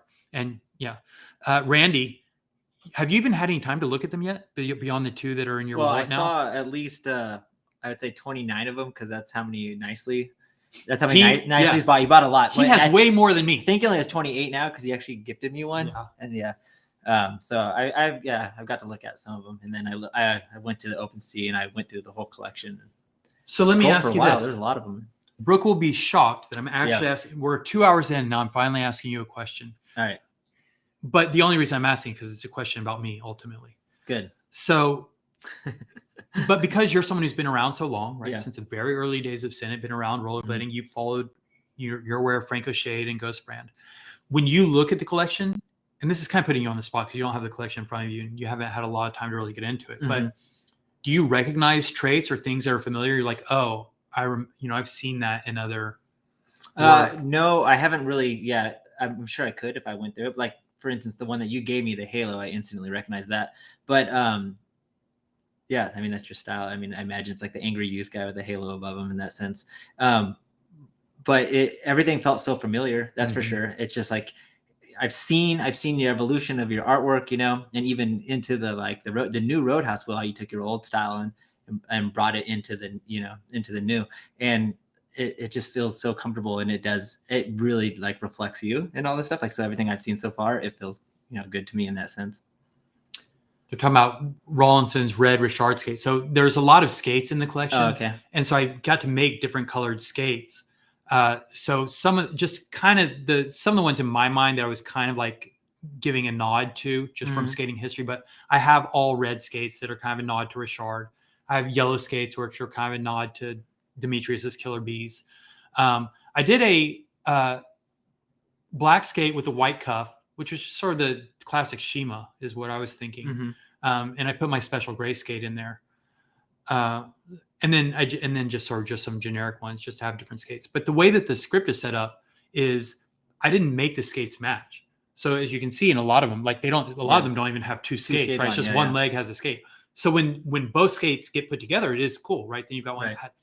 And Richard has already checked to see how many put the all red left skate with the all red right skate. And I've checked it too. I think there's only 4. No way. And he wants them all. Red. I think I actually minted one. In my collection, I have one, I think, or maybe one of our corporate accounts, because we have a couple of corporate accounts where we bought a lot, like so we can give back to our community members or for promotions and stuff. So I think in one of our corporate accounts, we might have one with 2 red skates. I shouldn't say it publicly because now Richard's probably going to come at me, but and people in chat are calling out kind of some of the legacy or nostalgic traits in there. Devil horns, the different skates we've talked about. You talk about the sort of the familiarity and the comfortability with the collection, but Randy, we made our lives skating for a long time, and in our early and formative years, and I don't know how much people know about our history. Like so much of our lives, like we've done together, right? From same skate sponsors, traveled the world together. And then after skating, you got me both of my jobs after skating, right? Yeah. You got me my first job in a mainstream agency outside of skating with Paul Frank. We worked there together. And then after I got fired from Paul Frank, everybody got laid off at Paul Frank. You got me my next job at Fuse. Correct. Which is where you met your girl that's a friend who's sitting over there. So Fuse, in a way, has brought us all together. But so talk to me about the experience of being someone, right, who sort of had a dream, right, life at the beginning where we were passionate about something. We were paid to do what we love. We were doing it every day, and we traveled the world doing it. How do you feel passion? How do you build passion into your life now?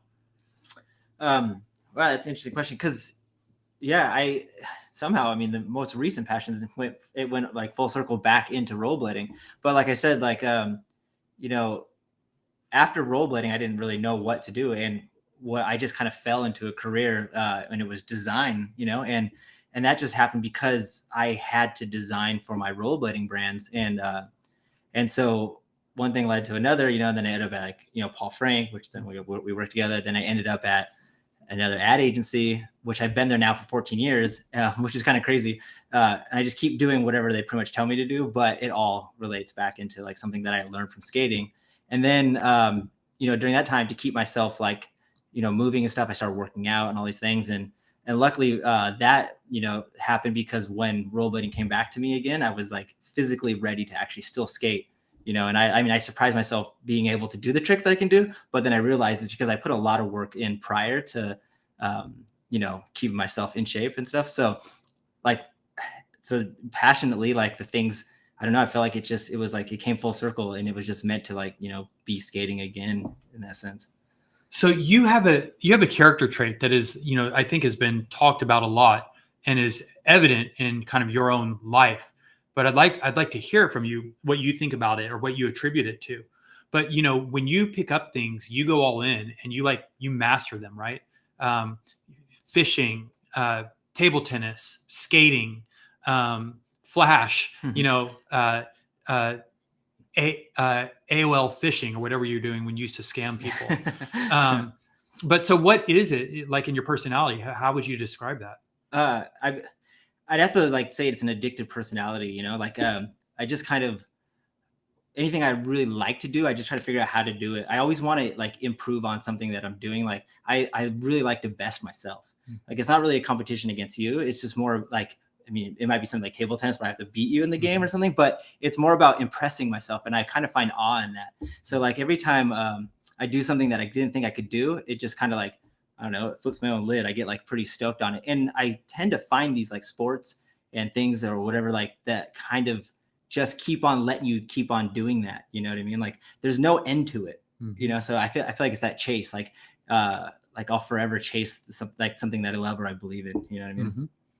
You know, it's interesting that you described it as an addictive personality, because neither you nor I have ever been like big drinkers or big drug users, right?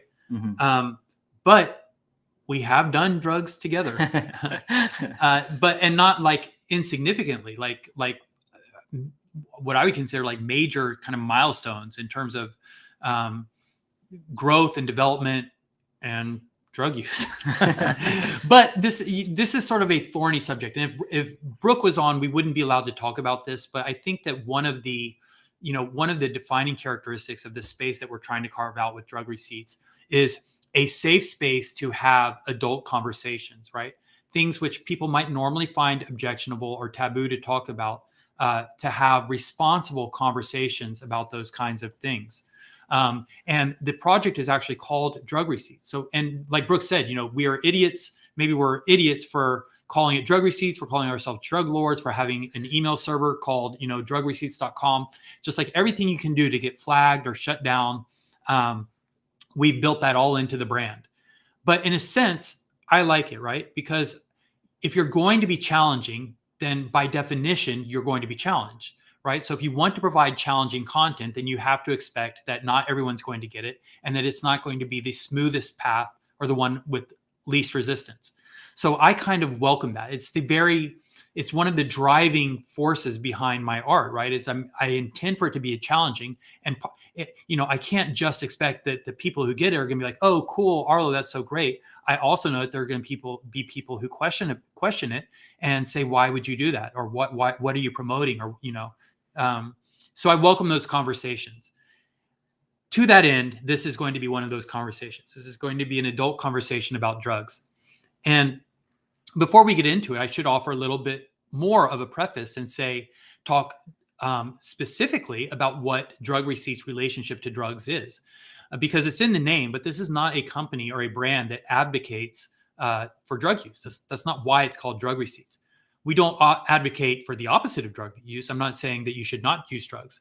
We are morally agnostic about whether drugs are good or bad. I don't have a strong opinion about it. Some people, you know, enjoy using drugs recreationally. Some people abuse drugs.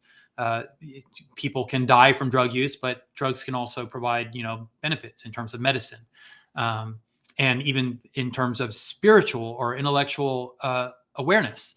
There's a whole lot of opinions you can have about drugs, and Drug Receipts does not have a strong opinion about it. The purpose of the brand and the reason drugs are in the name is for all the things that we talked about, because they are a metaphor for something that is challenging. They represent something that people have strong opinions about, so it is a way to drive conversation. Does that all make sense? Mm-hmm. You know, Randy, when we work together, you start getting into skepticism also. Right. Yeah. I'm going in on the drugs right now, but whatever happened to that? Oh, I don't know. I mean, I still, I kind of fell off a little bit as much as I used to listen to, you know, what science Skeptic's Guide of the Universe. Yeah. That was a big podcast that you put me on, and it was, but it taught me a lot. I learned a lot about like critical thinking and things like that. And then I ended up actually listening to more audiobooks, you know, along those lines and stuff. And I think it really, you know, switched my mindset about a lot of things, you know, question things, you know, but, you know, look into things a little bit more instead of just like believing everything in that sense, you know, and yeah, it's interesting stuff. Perfect. Mr. LB, so polarizing combos are the best. I don't know if you're saying that, you know, facetiously, but to put a little more nuance on it, the polarized conversations are the worst, right? Where people are entrenched in whatever their position is.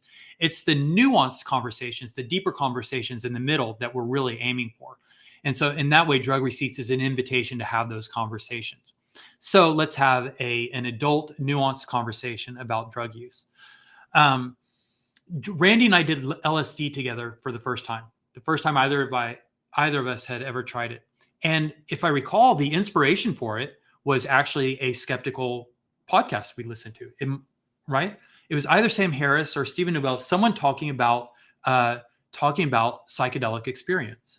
I believe it made it sound like not as scary, because I feel like you hear these things about like LSD. It's like you do it once, you go on this trip and you never come back. Like it sounds so scary and stuff. And I believe when they were speaking about it, it sounded like, it's not as scary as people make it like sound to be, Well, and because the way that they talked about it, they said they did it with a guide, right? They had someone who used it before. They did it in a safe space. Like they set out, an allotment of time. It's like, it's sort of, they were making a case for responsible drug use. But even more than that, I was well into my 30s. I'm guessing by the time we did that, right? You must have either been in your 30s or close. So I think there's also probably a case to be made for, it's like most things, most adult things, like, sex is not bad. Drugs are not necessarily bad. Alcohol is not necessarily bad. But the younger you do start using those things, probably the less appropriate it is, and probably the worse the consequences will be for you. So a lot of these things probably go along with, some maturity, some emotional and physical development. And the sooner you start using those things, the less prepared you will be, and the more risk you run for adverse consequences. Similarly, or kind of in the same vein, but, what happens, I think, a lot when young people find drugs too early, they mistake, because you can have really profound and really moving experiences on drugs, and really wonderful experiences on drugs. And if you experience something like that too soon in life, before you've had actual real experiences, real wonderful experiences, before you've really been in love, or traveled and visited an amazing place, or just the older you get, the more experiences you accumulate. So the younger you are, it's easier to mistake kind of these manufactured psychological experiences with something important or something wonderful, and then you end up seeking those experiences instead of finding real experiences, or you never get the chance to learn that there is real satisfaction and real ecstasy that can come from real world events. I'm just laying out for a second in case you want to add anything. No, Lisa? Agreed. Okay. Yeah, that makes sense. All right. Then we'll just keep trucking along. So with all that said, so Randy and I were old enough. We'd had some experiences. We'd had loves, lost love. Not with each other, like other people. Yeah. I mean, one time in France. I did. So when you beat me up, I was going to say, Brooke got a lot of grief for making you cry, but it was, well, when you say we shared skate sponsors, we were on I believe it was a Rossi's trip. Oh, we were going to Bercy in France, and we were about to walk into a hotel room. And by this time, Sweden. Was it in Sweden? No, that was a different one. Right. But I don't think you beat me up then. Thank I think goodness. That's when I made our tour guide really mad at me. And he was just trying to say, he was just doing my job. And that's a J in Sweden. Yeah, whatever. So Arlo beat me up one time because I'm sure that I was pissing him off on the the flight. Elevator. That was like, the flight before there, because we just got to the hotel. Oh. The flight, the whole time, I think I made like a fake joint and I put it in your mouth, and you got really mad at me. But I thought it was funny because I was on an airplane being 16. But psychedelics. Don't mess with people when they're sleeping. It's true. I agree, actually. So we made a plan. We were like, we're going to do it. Let's try LSD. Right? We heard this podcast about it. It sounded interesting. And as someone and as people who are interested in the way that the mind works, something like psychedelics that gives you kind of different insight, or allows you to experience kind of your sensory perceptions in a different way. Kind of when you see things working differently, it gives you a new appreciation for what's happening when it works normally. It helps to broaden your perspective. So the idea of psychedelics sounded really interesting. So we found someone that we trusted to get us LSD. We were told to do it outdoors in nature. Mm-hmm. I mean, when I think of drugs, I'm like, oh, people are doing it in clubs, with loud music, but they're like, no, you want to be outdoors in nature. during the daytime. And so we picked a park in Orange County, and we planned to go on a hike, basically, is what we did. We took water. Randy gave us like sun visors. I mean, we were like totally prepared. Like this was totally adult. Outside in the sun. So we had like, sunblock t-shirts on, like SPF 31. Yeah. It was so cool. and also we were supposed to bring a guide, but he backed out. That's true. Someone that had done it before. Yeah. So, but we still were committed. So we went on our own. And what it meant for us is there were a couple of extra doses because our guide was so we ended up taking his also, which ended up being pretty cool. But so we did. We went for a hike out in nature, and since we didn't have a guide, neither of us knew what to expect. We didn't know what was happening, and it's one of those things where you're both like, "Is it happening yet? Are you feeling anything?" And just sort of kept waiting and wondering what it was, or if we were ever going to experience anything. But then once it started happening, it was a novel experience. I thought that really, it does all the things that people tell you, right? Your sensory perception is weird, that things move and you experience visuals in a different way. But also the way you think about things, right? The way that you process information, it was all interesting. But I want to move on to the nighttime part, because for me, that's when it got most interesting. But is there anything else that we want to say about, like, what was your experience in nature on LSD? Well, I mean, your perception, like, obviously changes, and I remember there was the fountain, right? And the water fountain there, and all these bees were drinking water out of it. And it was just so weird how you were able just to, your perspective, you could hone in on like one bee and then realize like kind of what they were doing. They were on their own little like program, just like, flying and stuff. I just remember also my hearing was really well. I don't know if you remember the horses in the distance, and it sounded like they were actually really close, but they'd be like, what do they neigh? What do they do? They neigh. They were neighing or something. And it's just, I don't know. It's interesting because you start to pay attention to things that you don't normally pay attention to. Yeah, I think that's exactly right. There was like, you seem to focus, or you were able to focus like really intently on stuff. Because I had a similar experience. I remember watching a bug on the ground for how long, what seemed like a long time, but it was just the most fascinating thing. And it sounds like such like a drugged out thing to say, but it's not the kind of thing under normal circumstances you would probably ever pay any attention to. And it was such a different perspective. But then people in the chat, they're talking about, and then when the boom hits, for me, the experience out in nature was novel and weird and cool, but it wasn't until we got back around people that I started to appreciate how different things were. Because when nature is distorted and different, you don't really know what a tree is supposed to look like anyway, right? If the branches and the leaves are all different, it might be interesting, but it's not that unsettling. But when you see people and you know what people are supposed to look like, and they start to not look like that, that's weird. And that starts to really mess with your sense of reality, or your grasp of reality. And I mentioned that our guide didn't come with us. So we're like, should we do the last hits and then go out to eat, basically go to dinner downtown, which we did. And that's when stuff got really weird. People's proportions were distorted. And the thing is, it's manipulating your perception. So it's not like in a way that you can tell. Like it's not like it's blurry, or you feel like you're seeing what's it called, like I don't know what it's called. It's not like you feel like you're seeing a what's it called, a facsimile of a person. It is your direct perception. They just look different, and so it's not easy, or it's not possible to distinguish between what is a distorted perception and whatever their actual physical attributes are. And to push that even a little bit further, I remember looking at a piece of art and because the perceptions and the proportions were changing the way I was experiencing the art. It was not hard. It was not easy to discern whether I thought it was good or bad art, right? Because from moment to moment, the way that I was experiencing it, the way I perceived it was different. And so one of the insights that I gained from that was an appreciation for subjectivity and other people's experiences, because to me, I can get very pedantic and think that, things are obviously true, right? Things are objectively true. Stuff is good and bad.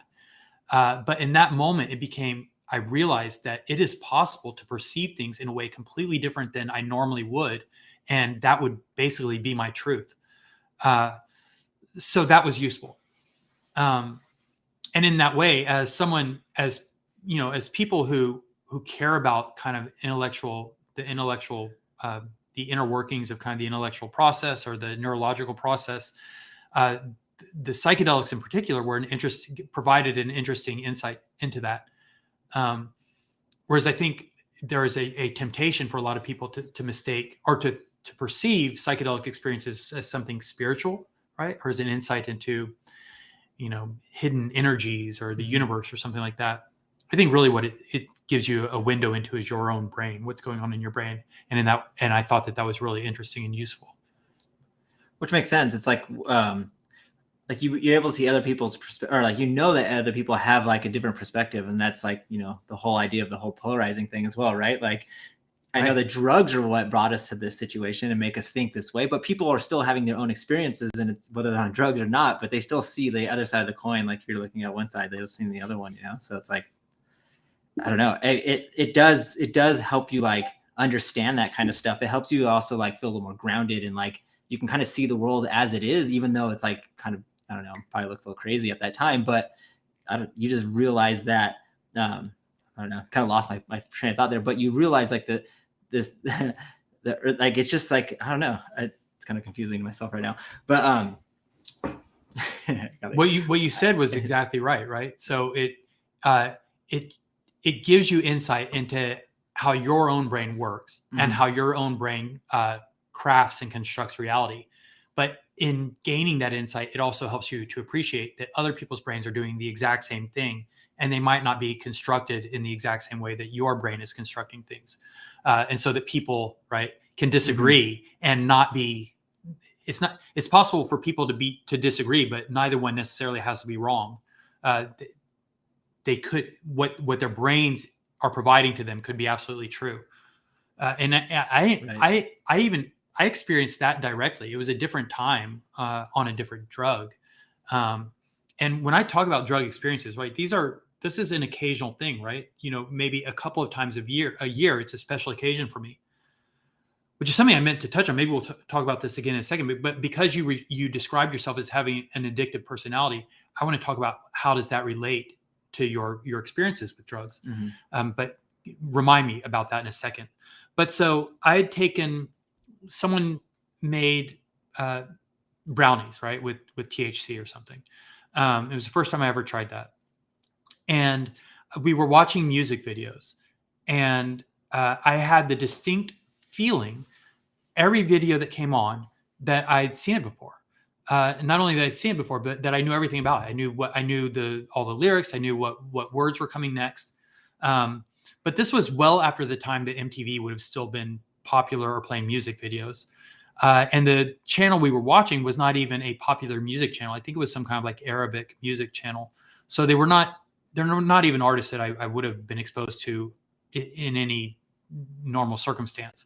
So the chances of me actually knowing what each video was, and knowing the lyrics to all the songs, and knowing what each shot was going to be, were very low. In fact, they were, it was impossible. So rationally, I had to sort of intellectualize my way through it and figure out that there's no way that I could actually, know what every video was. But that really something must be going on in my perception, that my wires were getting crossed. I think really what was happening is I was kind of experiencing what I was experiencing in real time was being processed as memories, right? Instead of being processed as present time experience. So everything felt familiar, felt like I already knew what it was, even as it was happening in real time. But even knowing that, even as I started trying to, rationalize and intellectualize my way through it, into my core, because it's how my brain was perceiving it, it was as true as anything I ever knew in my life. Like if you asked me what the next line was, I would tell you with every fiber of my being that I knew what they were going to say. And there's no way I couldn't know. Yeah. And if you asked me to say it, I couldn't say it. I couldn't articulate it because obviously I didn't really know, but it felt so true. Yeah. And so in that way, it gave me a whole new respect for when people believe things, right? Even despite the evidence, even if there's no way it can be true, it is possible for people to really intimately and passionately feel and believe things because of what their brains are doing. It was interesting. It is. Okay, so tell me about addiction. How do you reconcile, an addictive personality with experimenting with drugs occasionally? Well, luckily for me, like I know that because addiction runs pretty like deep in my family. So I've always like felt that something was always kind of there. And I know that I've done that with like, luckily I was able to channel that like kind of more towards sports and things, but, I did smoke like a lot of weed, and weed was kind of my addiction. It was, luckily I kept it with that. And I had my other outlets like, table tennis, rollerblading, fishing, things like that. Right. But, I listened to Michael Pollan's book, How to Change Your Mind. Yeah. It's all about psychedelics. It's pretty awesome. It's like, I highly recommend listening to that, or reading it. And he was talking about his guided trips, and he actually, would say something like they'd ask you one question, like, what would you want to ask yourself? Like, you should kind of ask yourself a question as you're going in, so the guide would, ask you that question while you were, tripping. But one time I ate some mushrooms, and I actually asked myself, why do I smoke weed? So, and somehow it came up like later while I was, riding high, I guess you could say. And I like asked myself, and I realized I was using it to dilute, certain emotions that I didn't want to like, pay attention to and stuff, like I didn't want to like, I didn't want to face, I would just use weed to dilute the way that I felt about things. And once I realized that, I kind of was like, I'm going to probably stop smoking weed. And I actually did stop smoking weed this year. No way. So yeah, I don't know. Like, luckily, one thing I did learn, so the reason why I do like psychedelics now is they're not addictive. Right. Like you can't really become addicted to them. So I've done that interesting as well. That's really interesting. That's amazing, that kind of that insight that you found and that you were able to kind of make that life change. Again, probably a testament to your, the how you do things purposefully, right? I think that shows in a lot of the things that you've done.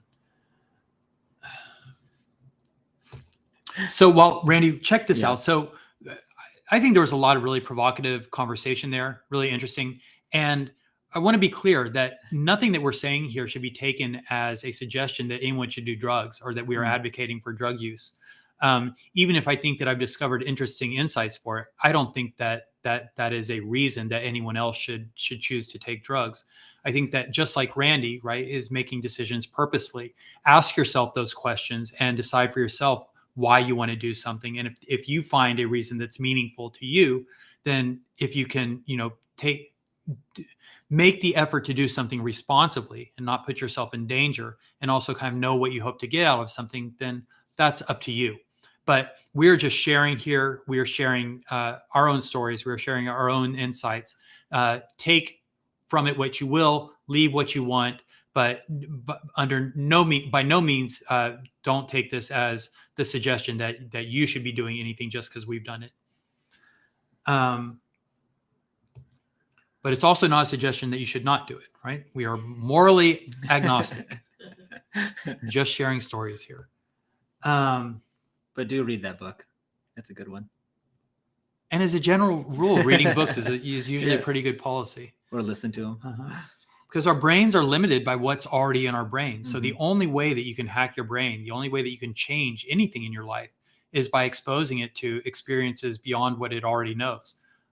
So that's why you've got to choose your friends wisely, choose your experiences wisely, and expose yourselves to great content. Read good books. Read books. Expand your mind. Drugs alone, anyone who thinks that drugs are going to expand your brain, they're not. Without the tools to guide that expansion or to get something meaningful out of it, you're not expanding your mind. You're just on a psychedelic roller coaster. If you really want to expand your mind, give your brain the tools to grow and to learn, and then you will maximize your experiences. Okay, anyone want to add anything? Any questions here? Joellen is almost done. She's like, look at these guys. So Our producers, their chat is all about how much time. They are so over it. So I hope those of you out there in the audience are getting a little more out of it than our poor producers. We've just got them stuck on the line here all night. Choose your NFTs wisely. Thank you, Jamie, because you're exactly right. I mean, it's your NFT is your community. You're signing on to something. If you choose them well, right, it could be so much more than just, a digital holding. It's interesting conversation. It's a deep community. Choose your NFTs wisely. Thank you for that, Jamie. And look, Sean is in here. So Sean, I know that you have made a super offer to Randy and I. Sean has some nightclubs here in town. And since Randy's in town, Sean might be treating us out to an evening one of these nights. So yes, looking forward to that. We will touch base with you afterwards. Guys, Ruben, good call. Let's go into the voice chat in the Discord. We can, do some follow-up in there. We can have some conversation on the Discord. Guys, I think this has been really interesting conversation. Randy, thank you so much for being here. Thank you for having me. Thank you for sitting patiently. I think we got some good conversation in with you. It's mostly just me talking, but that's what we do here. So, Elisa, thank you for sitting on the bed. You've been very patient. And follow our socials, right? Drug Receipts on Twitter, at Drug Receipts, on Instagram. Subscribe to our YouTube channel if you're not subscribing already. If you're listening on a podcast, then subscribe wherever you get your podcasts, and check out the YouTube if you want to see all the great videos and images that we shared this evening. We have a lot of great content in our past YouTube videos. So if you haven't seen those, plenty of great content. If you like what you've seen here tonight, you can take a look at those. Every other week when we're not doing our podcast, we have a Q&A inside our Discord channel. So if you've not joined our Discord yet, look for the Drug Receipts server. If you like long-form conversations, if you like these kind of nuanced, deeper topics where we really drill in and get into kind of the interesting conversations, then there's a lot more out there for you. You've just got to find us in our socials, on our Discord, in our YouTube. We look forward to continuing the conversation with you. We'll see you in our Discord if you're in our Discord. Otherwise, we hope to see you down the road. Keep snugging, drug snugglers. It's been another fun one. We'll see you next time. Good night.